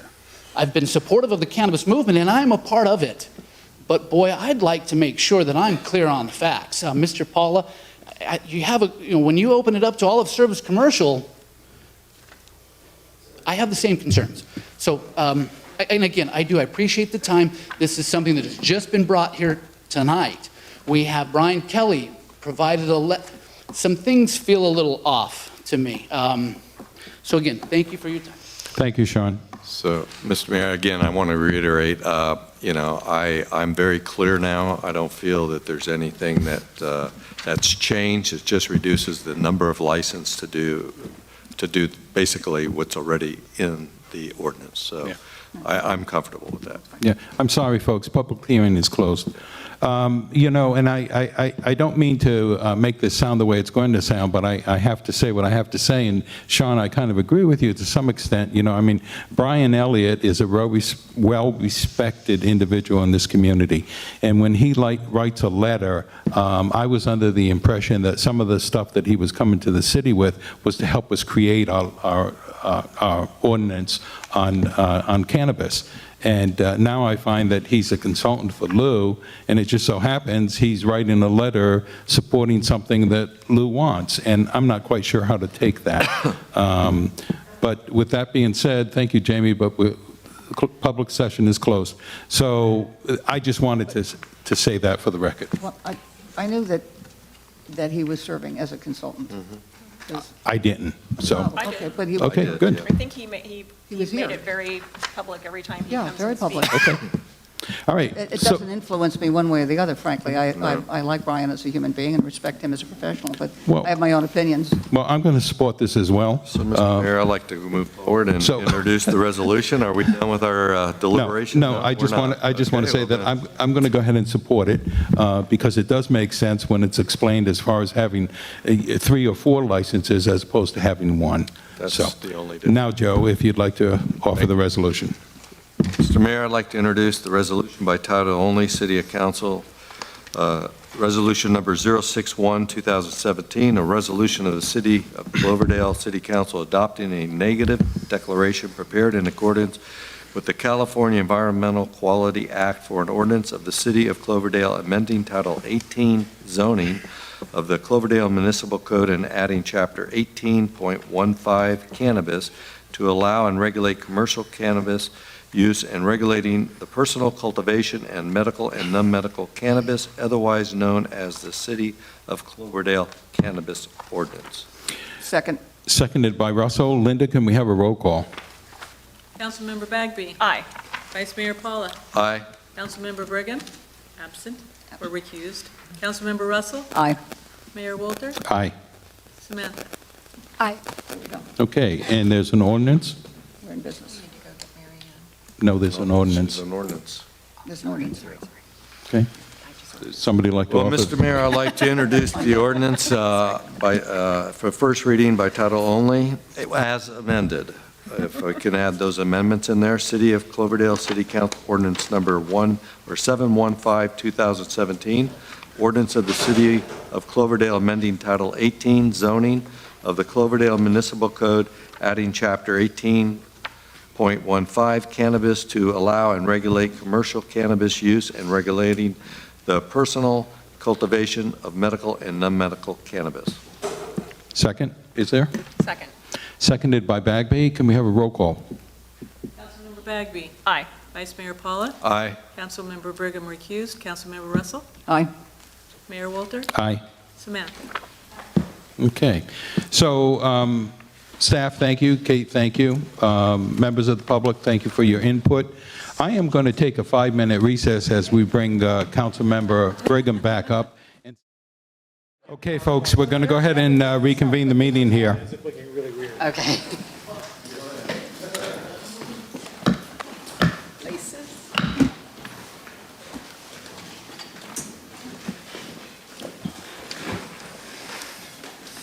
I'm going to change the agenda around a little bit, Linda. I want to move the student liaison report up to the next item, so Samantha can leave. And you do have a ride, Sam? Okay. All right. So we just have to find Council Members Brigham and Bagby. Hopefully they went out for pizza. There they are. Okay, here's Bagby. We just need. coming. Oh, And there's Paul. I've got my lunch. Okay. Linda, let the record reflect that Councilmember Brigham is back on the dais. We're going to move to the next item, which is council reports, but we're just going to do the student liaison report now. Sam, just grab that mic and there you go. Hi, everyone. So currently at the high school, all the ASB classes from the freshman, junior, sophomore, and senior classes are getting ready for homecoming in the next month. So everyone's getting ready, preparing their floats, getting the supplies they need. And also, we're starting the wall project, which was introduced to us here at the Performing Arts Center in our English classes. We're starting to get into groups and talk about what we feel is truth and what can be something that covers the truth. And also, other things going on at the high school, Key Club and Interact Club are starting some projects together. The Interact Club is doing the river cleanup this Saturday at the River Park for a couple of hours. And Key Club has started a fundraiser in order to fundraise for something. They fundraise for a lot of stuff throughout the year. And the last thing I'm just going to mention that we're doing is the senior class is currently planning for a trip for the entire class at the end of the year that we do. And it's a lot of work planning stuff. Like, I'm helping some of my friends do that, and they have to call and email all sorts of businesses in order to figure out what days work best, what times are good. And yeah, that's what's going on at the high school right now. Thank you, Sam. Whenever you have to leave, thank you. Thank you. Okay, next item is new business, item number 10, which is to introduce and waive the first reading of ordinance number 717-2017, adding chapter 15.39 within title 15, building and construction of the Cloverdale Municipal Code. Mr. Kelly? Good evening, Mayor, members of council. The item before you is the fourth ordinance on the council agenda tonight. This is a result of legislation that was adopted by and signed by Governor Brown. It's AB 1236. In essence, what this law requires is that cities like Cloverdale adopt an ordinance providing for an expedited, streamlined permitting process for electric vehicle charging systems. What staff has developed is a draft ordinance that includes, as part of that, some guidelines and a checklist. That the checklist would basically function as a building permit application for electric vehicle chargers. The legislation basically mandates that the city adopt the ordinance by September 30th of this year. One of the things in reviewing this ordinance that we determined or found was that this really supports a lot of what the council has expressed as their interest in implementing the Climate Protection Act through other county programs that are promoting electric vehicle use, not only within the city but within the county. And I think the governor's recognition that the importance of electric vehicles play to reducing the transportation industry's contribution to greenhouse gas emissions in California wanted to implement a process to really make it streamlined for interested parties to install electric vehicle charger systems within their property. what's included with the ordinance is the checklist. It's got 3 components. It's broken down for single-family, multifamily, and commercial development. It does recite all of it doesn't exempt anybody from the applicable sections of the building code or electrical code. It's just supposed to make it straightforward so that someone could come in and kind of go through the checklist and be able to apply to be able to get that electric vehicle charging system. I tried to make it as friendly as possible on the checklist, particularly for single family, so that, we're obviously ensuring that the safety of the system once it's installed is met, but to make it as streamlined as possible. And basically adoption of the ordinance or introduction of the ordinance tonight and ultimately adoption would ensure that the city complies with state law and has that streamlined permitting process for electric vehicle charging systems. Thank you, David. Council members, questions for staff? Members of the public, anyone have a question about this item? Seeing no one, let's bring it back to the... Excuse me, just coughed. Oh, let's bring it back to the dais, and there's a resolution. I'd like to read, if I might, Mr. Mayor, the ordinance here. 461. 60, it's like, it's an ordinance. I'd like to read the ordinance, especially because I'm pleased, since I serve on the Regional Climate Protection and Sonoma County Transit Authority boards, we just were discussing this, and I'm so pleased that Cloverdale is right out in front getting this done, right on time. Thank you very much. Ordinance number 717-2017, an ordinance of the City Council of the City of Cloverdale adding Chapter 15.39 within Title 15 of the Cloverdale Municipal Code to provide for an expedited, streamlined permitting process for electric vehicle charging stations. Is there a second? Seconded by Paula. Could we have a roll call, please? Aye. Vice Mayor Paula? Aye. Councilmember Brigham? Aye. Councilmember Russell? Aye. Mayor Walter? Aye. Okay, next item, item 11, resolution number 026, 2017, extending the period for development or distribution of property transferred from the former Cloverdale Community Development Agency pursuant to health and safety codes. Mr. Kelly? Okay, thank you, Mayor. The item before you tonight is a resolution that extends the period that allows the City of Cloverdale, which serves as the successor housing agency to the former Community Development Agency, to basically initiate development on 2 properties that are owned by the Housing Successor Agency. Those 2 properties include the Cherry Creek properties. Should I recuse myself from this also, since I have property that Yes. borders this? Apologies, yes. Okay. I have a... Sorry about that. Great thing for you. Linda, let the records reflect that City Council Member Brigham has left the dais.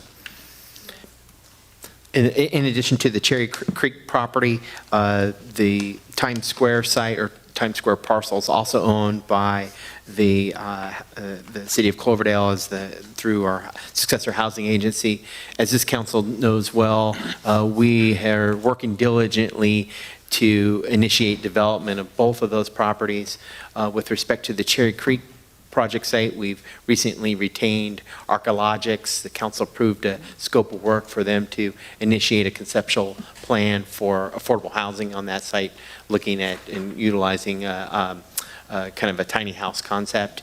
And then secondarily, the Times Square property, where we're currently working on a parcelization, and we've retained Brelgy and Race to provide master engineering services.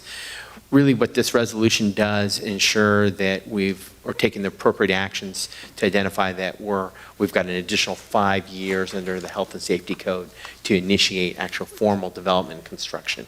We think you've already done that through a lot of the activities that you've initiated on both properties, but this formally does it by way of a resolution. And staff's request or recommendation tonight is to adopt the resolution in your packet. Thank you, David.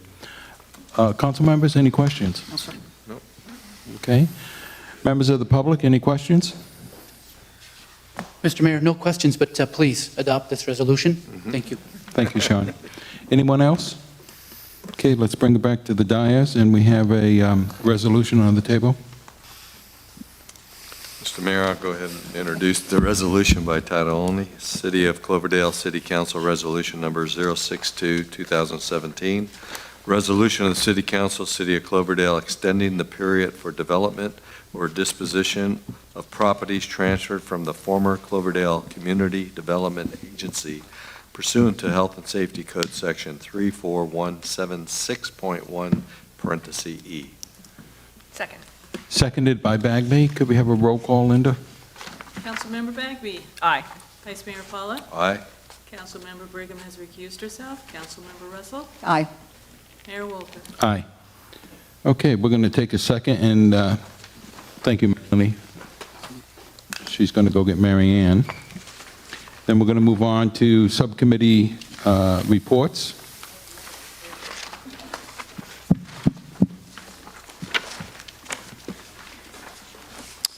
Linda, let the records reflect that Councilmember Brigham is back on the dais. And Councilmember Russell, Airport? Thank you. The airport's next meeting is scheduled for October 3rd at 8 a.m. at City Hall. Okay. The Finance Administration Police Subcommittee, we canceled our meeting for August, and we are meeting on the 28th of September. Planning Community Development. Next one is October 17th, 4 p.m. Thank you. Public Works, Councilmember Bagby. Our next meeting is September 26th at 10:30 a.m. And Joint Fire City Subcommittee, Councilmember Paula. Thank you, Mr. Mayor. Our tentative date for our next meeting is Monday, October 16th at 5:30 at the Fire District Headquarters. Okay. And Vice Mayor Paula, how about the School Subcommittee? Thank you, Mr. Mayor. We did meet. We met yesterday. We had quite a long meeting for our group. We were there over 2 hours, covered a lot of good topics, but just a couple things I want to brief the council on. One is we're in the process of, and it'll be coming before the council at some point, but of amending the agreement that's currently in place between the City of Cloverdale and the Cloverdale Unified School District. A couple of those are just cleanup things, but one of the big things is on how our school resource officer program is currently being operated. And because of the fact that the retirement of our former school resource officer and the time frame it will take to replace that person, the police department has made arrangements and has a well-trained officer prepared to step in to continue the DARE and the GREAT training program at the school. Outstanding program, so those will continue. However, there won't be an officer that's kind of on campus continuously throughout the day. We expressed our interest that we want to continue that partnership with the school district, and we want to move forward to try to recruit, hopefully, a well-qualified former law enforcement officer on a part-time basis to step in and fill that role. So we're going to be starting that recruitment process. The school district's 100% on board and wants to continue that process as well. So it's going to, because of the hiring timeline and the background requirements and all the things that are there for an officer, we're looking probably at next school year before that position's actually hopefully filled and operable.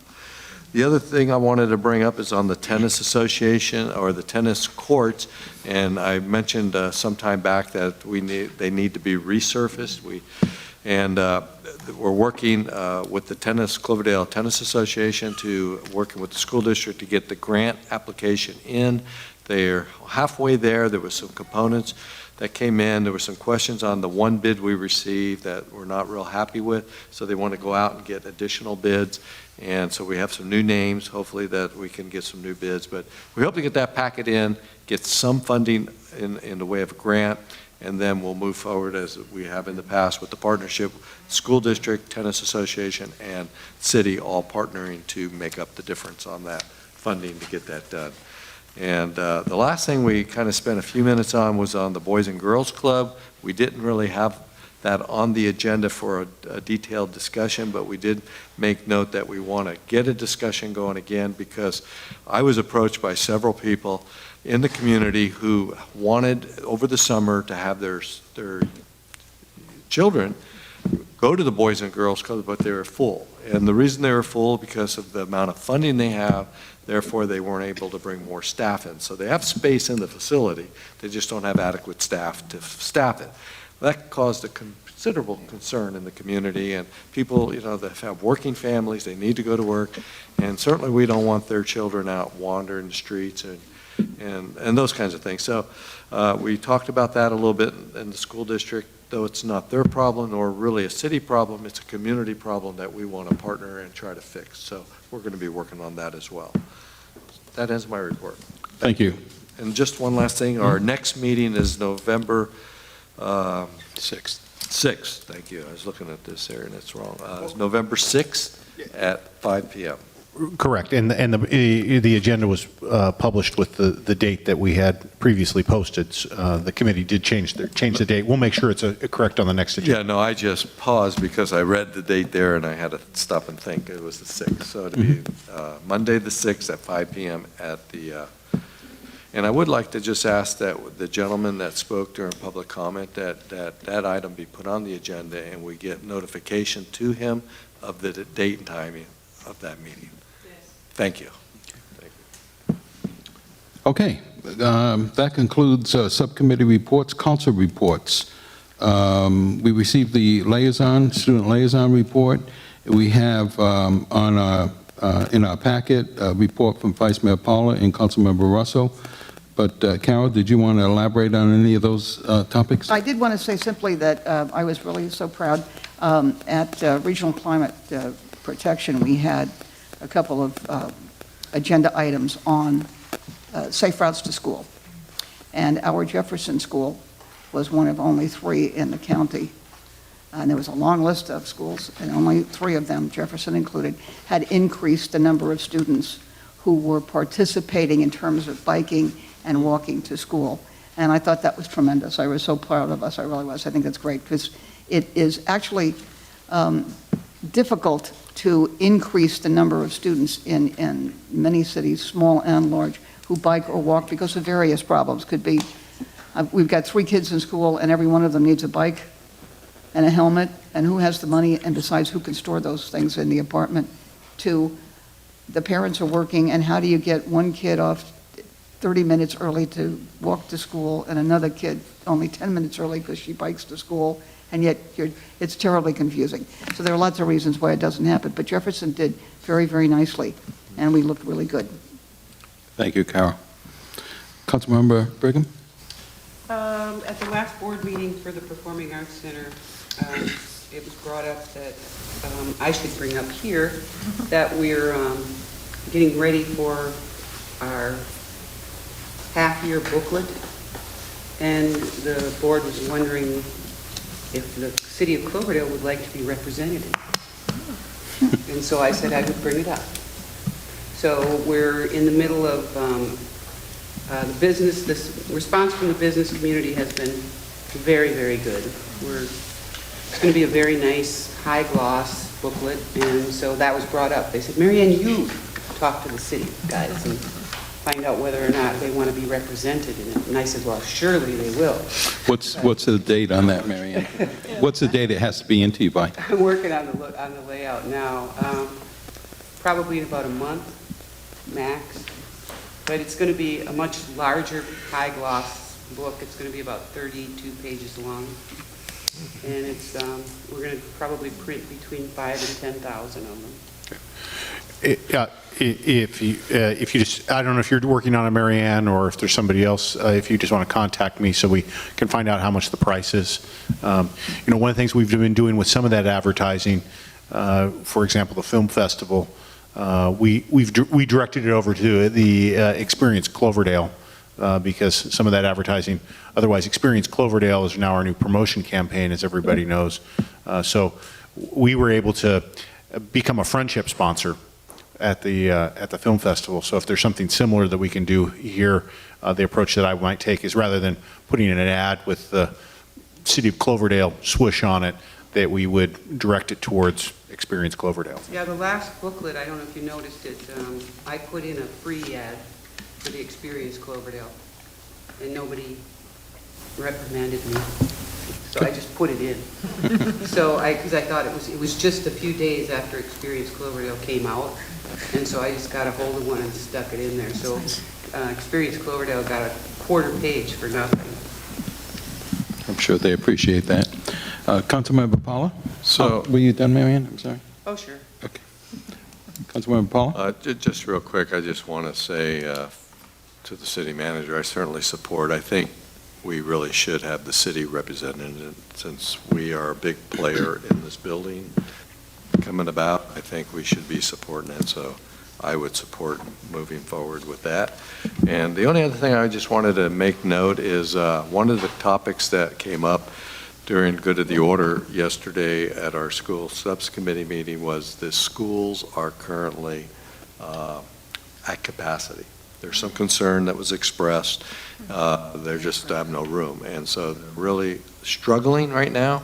And at our next meeting, they're going to give us a quick an overview, and we're going to ask our city planner, assistant city manager to be there to talk a little bit about some of what's on the horizon in the way of construction and potential new students coming into the district. So that is an issue. I just wanted to let you know that there's some concern being expressed on that. Can I ask, I've got a question. Yes. Have you gotten any kind of feedback at all on the impact that the Farmer for Housing building, how many new kids were brought into the school?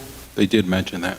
Yeah, I don't recall what it was, though, but Yeah. yes, that was. Because I'm hearing that from a few people, that the need for more space and plus more bilingual help is pretty critical right now. And I remember when we were talking about that whole thing, and I was talking to James Gore and a couple other people in the county, and Jim Wood too, and Michael Boyer. I said, it's fine that we're doing this, but I said, we're going to need some help here. We're going to, with the schools especially. And at the time, they all said, oh yeah, absolutely. Well, as they disappeared into the clouds, you know. We'll get a lot more information at our November meeting, but the one big thing that they have to find is they need a new school. And they recognize that. They feel they need between 30 and 40 acres to do it right.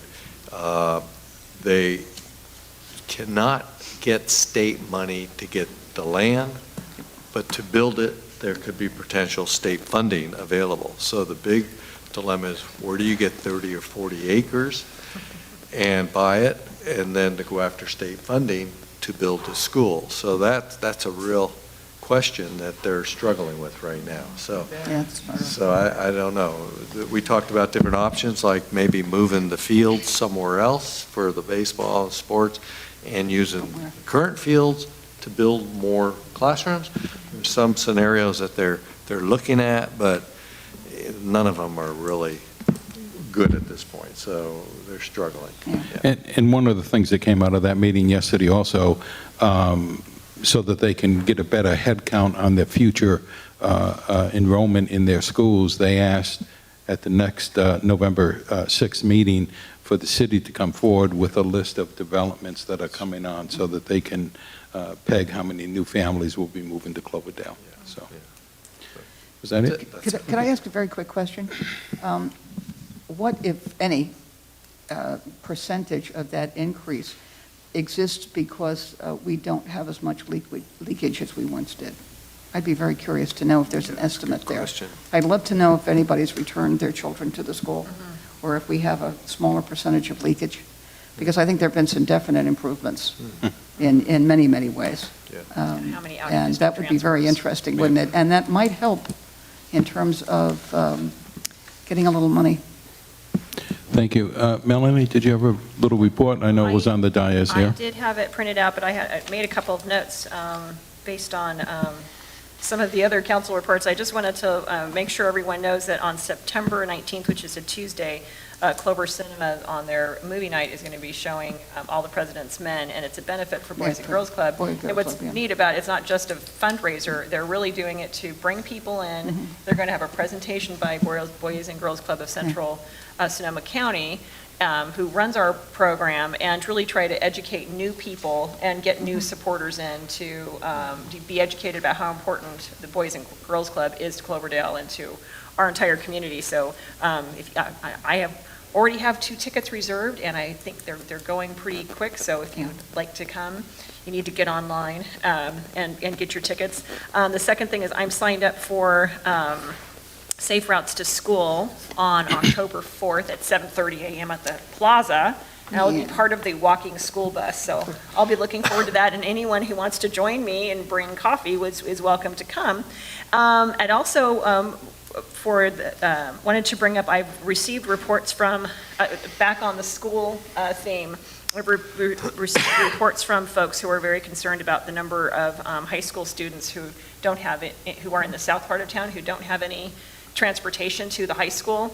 And one of the suggestions was for the Cloverdale bus to do a high school route in the morning and pick up kids and maybe go along Foothill or just change the route slightly and have it end up at School Street. And that crosses over a lot of our interests and our various boards. Yeah, it does. And I'm hearing I need to get some more information, but I thought that was a really great recommendation, especially in the and this was actually received before the 104-degree day, where kids were walking home from the high school all the way through town. Normally, I'm like, hey, I had to walk farther than I had to walk in both directions uphill in the snow, which is what, of course, which my mother had to do as well. But it is a valid concern, and I think it's a simple fix. And so I would, if we can have it assigned to a subcommittee for review, or if somebody with a relationship with Sonoma County Transit wants to get involved, that would be great. That's going to be a little difficult from Sonoma County Transit. Yeah, it's the Cloverdale bus, though. Yeah, it's the Cloverdale bus. We have to talk to Brian about that. I'm sure Paul's going to be able to find a subcommittee to put that on. And see, I think the problem that you're going to have is the size of our bus. Yes. It only holds so many, so. it's a small But Paul, if you could just get that on the subcommittee, it'd be great. I'll make it happen, you bet. Thank you. Mr. Mayor. And that's all I have. Yes, Joe? I'd just like to suggest it be put on the school city subcommittee, because I'd like to hear from the school officials as well regarding that issue. So I think that's a good place to have a dialogue on it. Okay, Paul, you all right with that? School, okay. All right, so that concludes our council reports. Legislative reports, anything? How about city manager, city attorney? Just a couple quick things. Apologize for the technical difficulties on the new TV screen. It's one of those things, when you test it, it always works, and then when you roll it out to implement, clearly there is a loss of signal, and we'll get to the bottom of it. There's a loss of signal from the computer laptop to get to the TV screen for the council. Thank you, Paul. Direction for future agenda items?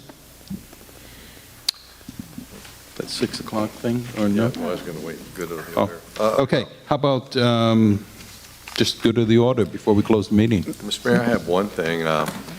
Just looking around the county, I know there's 2 small cities, Healdsburg and Sonoma, both have their city council meetings start actually at 6 p.m. versus 6:30. And I just wanted to bring that up to see if there's any council interest in maybe taking a look at our start time.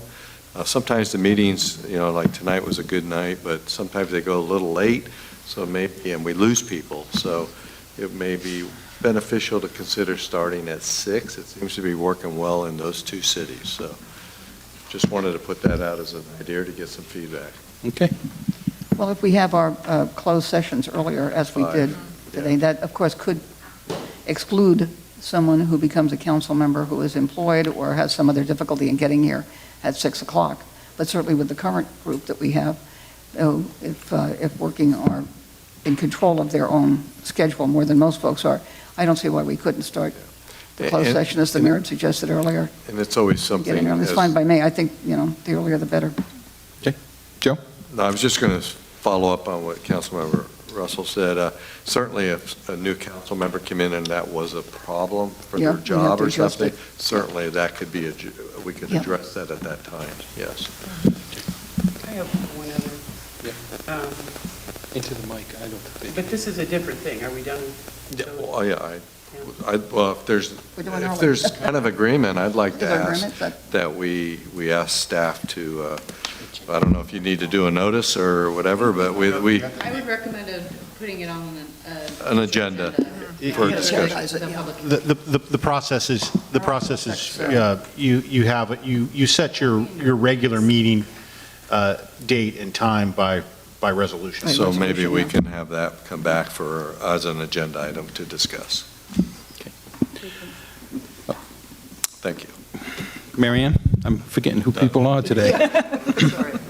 I've still been getting some input from members of the community that are really having problems finding daycare for their kids.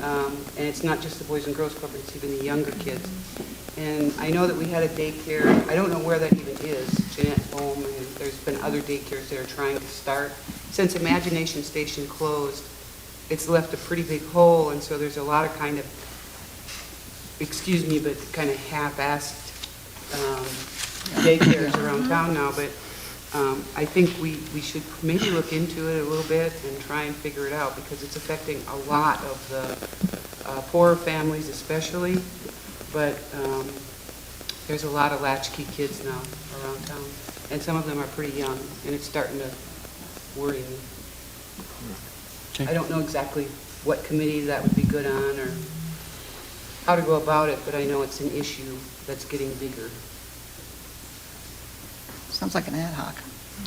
Okay. You know what I mean? Because it's specialized in many ways and overlaps with so many things.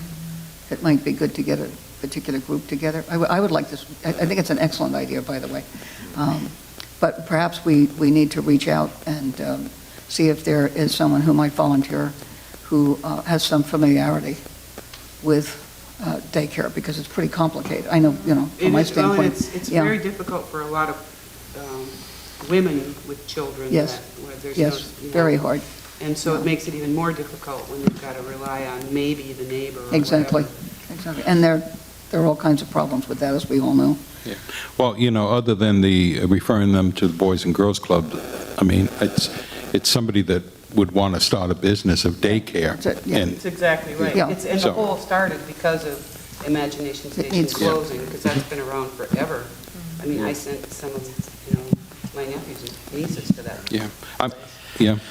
Well, Mayor, council members, for your consideration, you could refer the matter to the Planning and Development Subcommittee. We could at least start with just an overview, obviously, of our zoning, but we can also, Rafael actually is in pretty regular communication with the state licensing entity, that we might be able to get a report on all the state licenses that are issued for Cloverdale. So give you at least an update on kind of where we're at today in terms of the number, and then it could be referred out from there. And I'd appreciate that, because I'm pretty ill-informed about exactly what it takes, to open a real daycare. I've used them in the past, but I certainly don't know.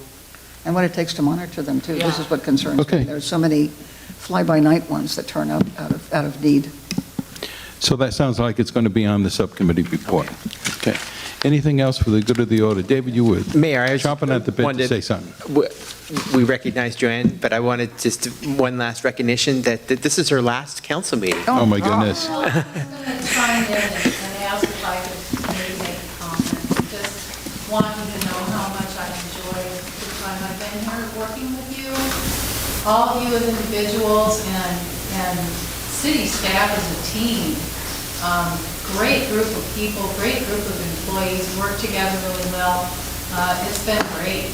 It's the best job I've ever had. Well, thank you, Joanne.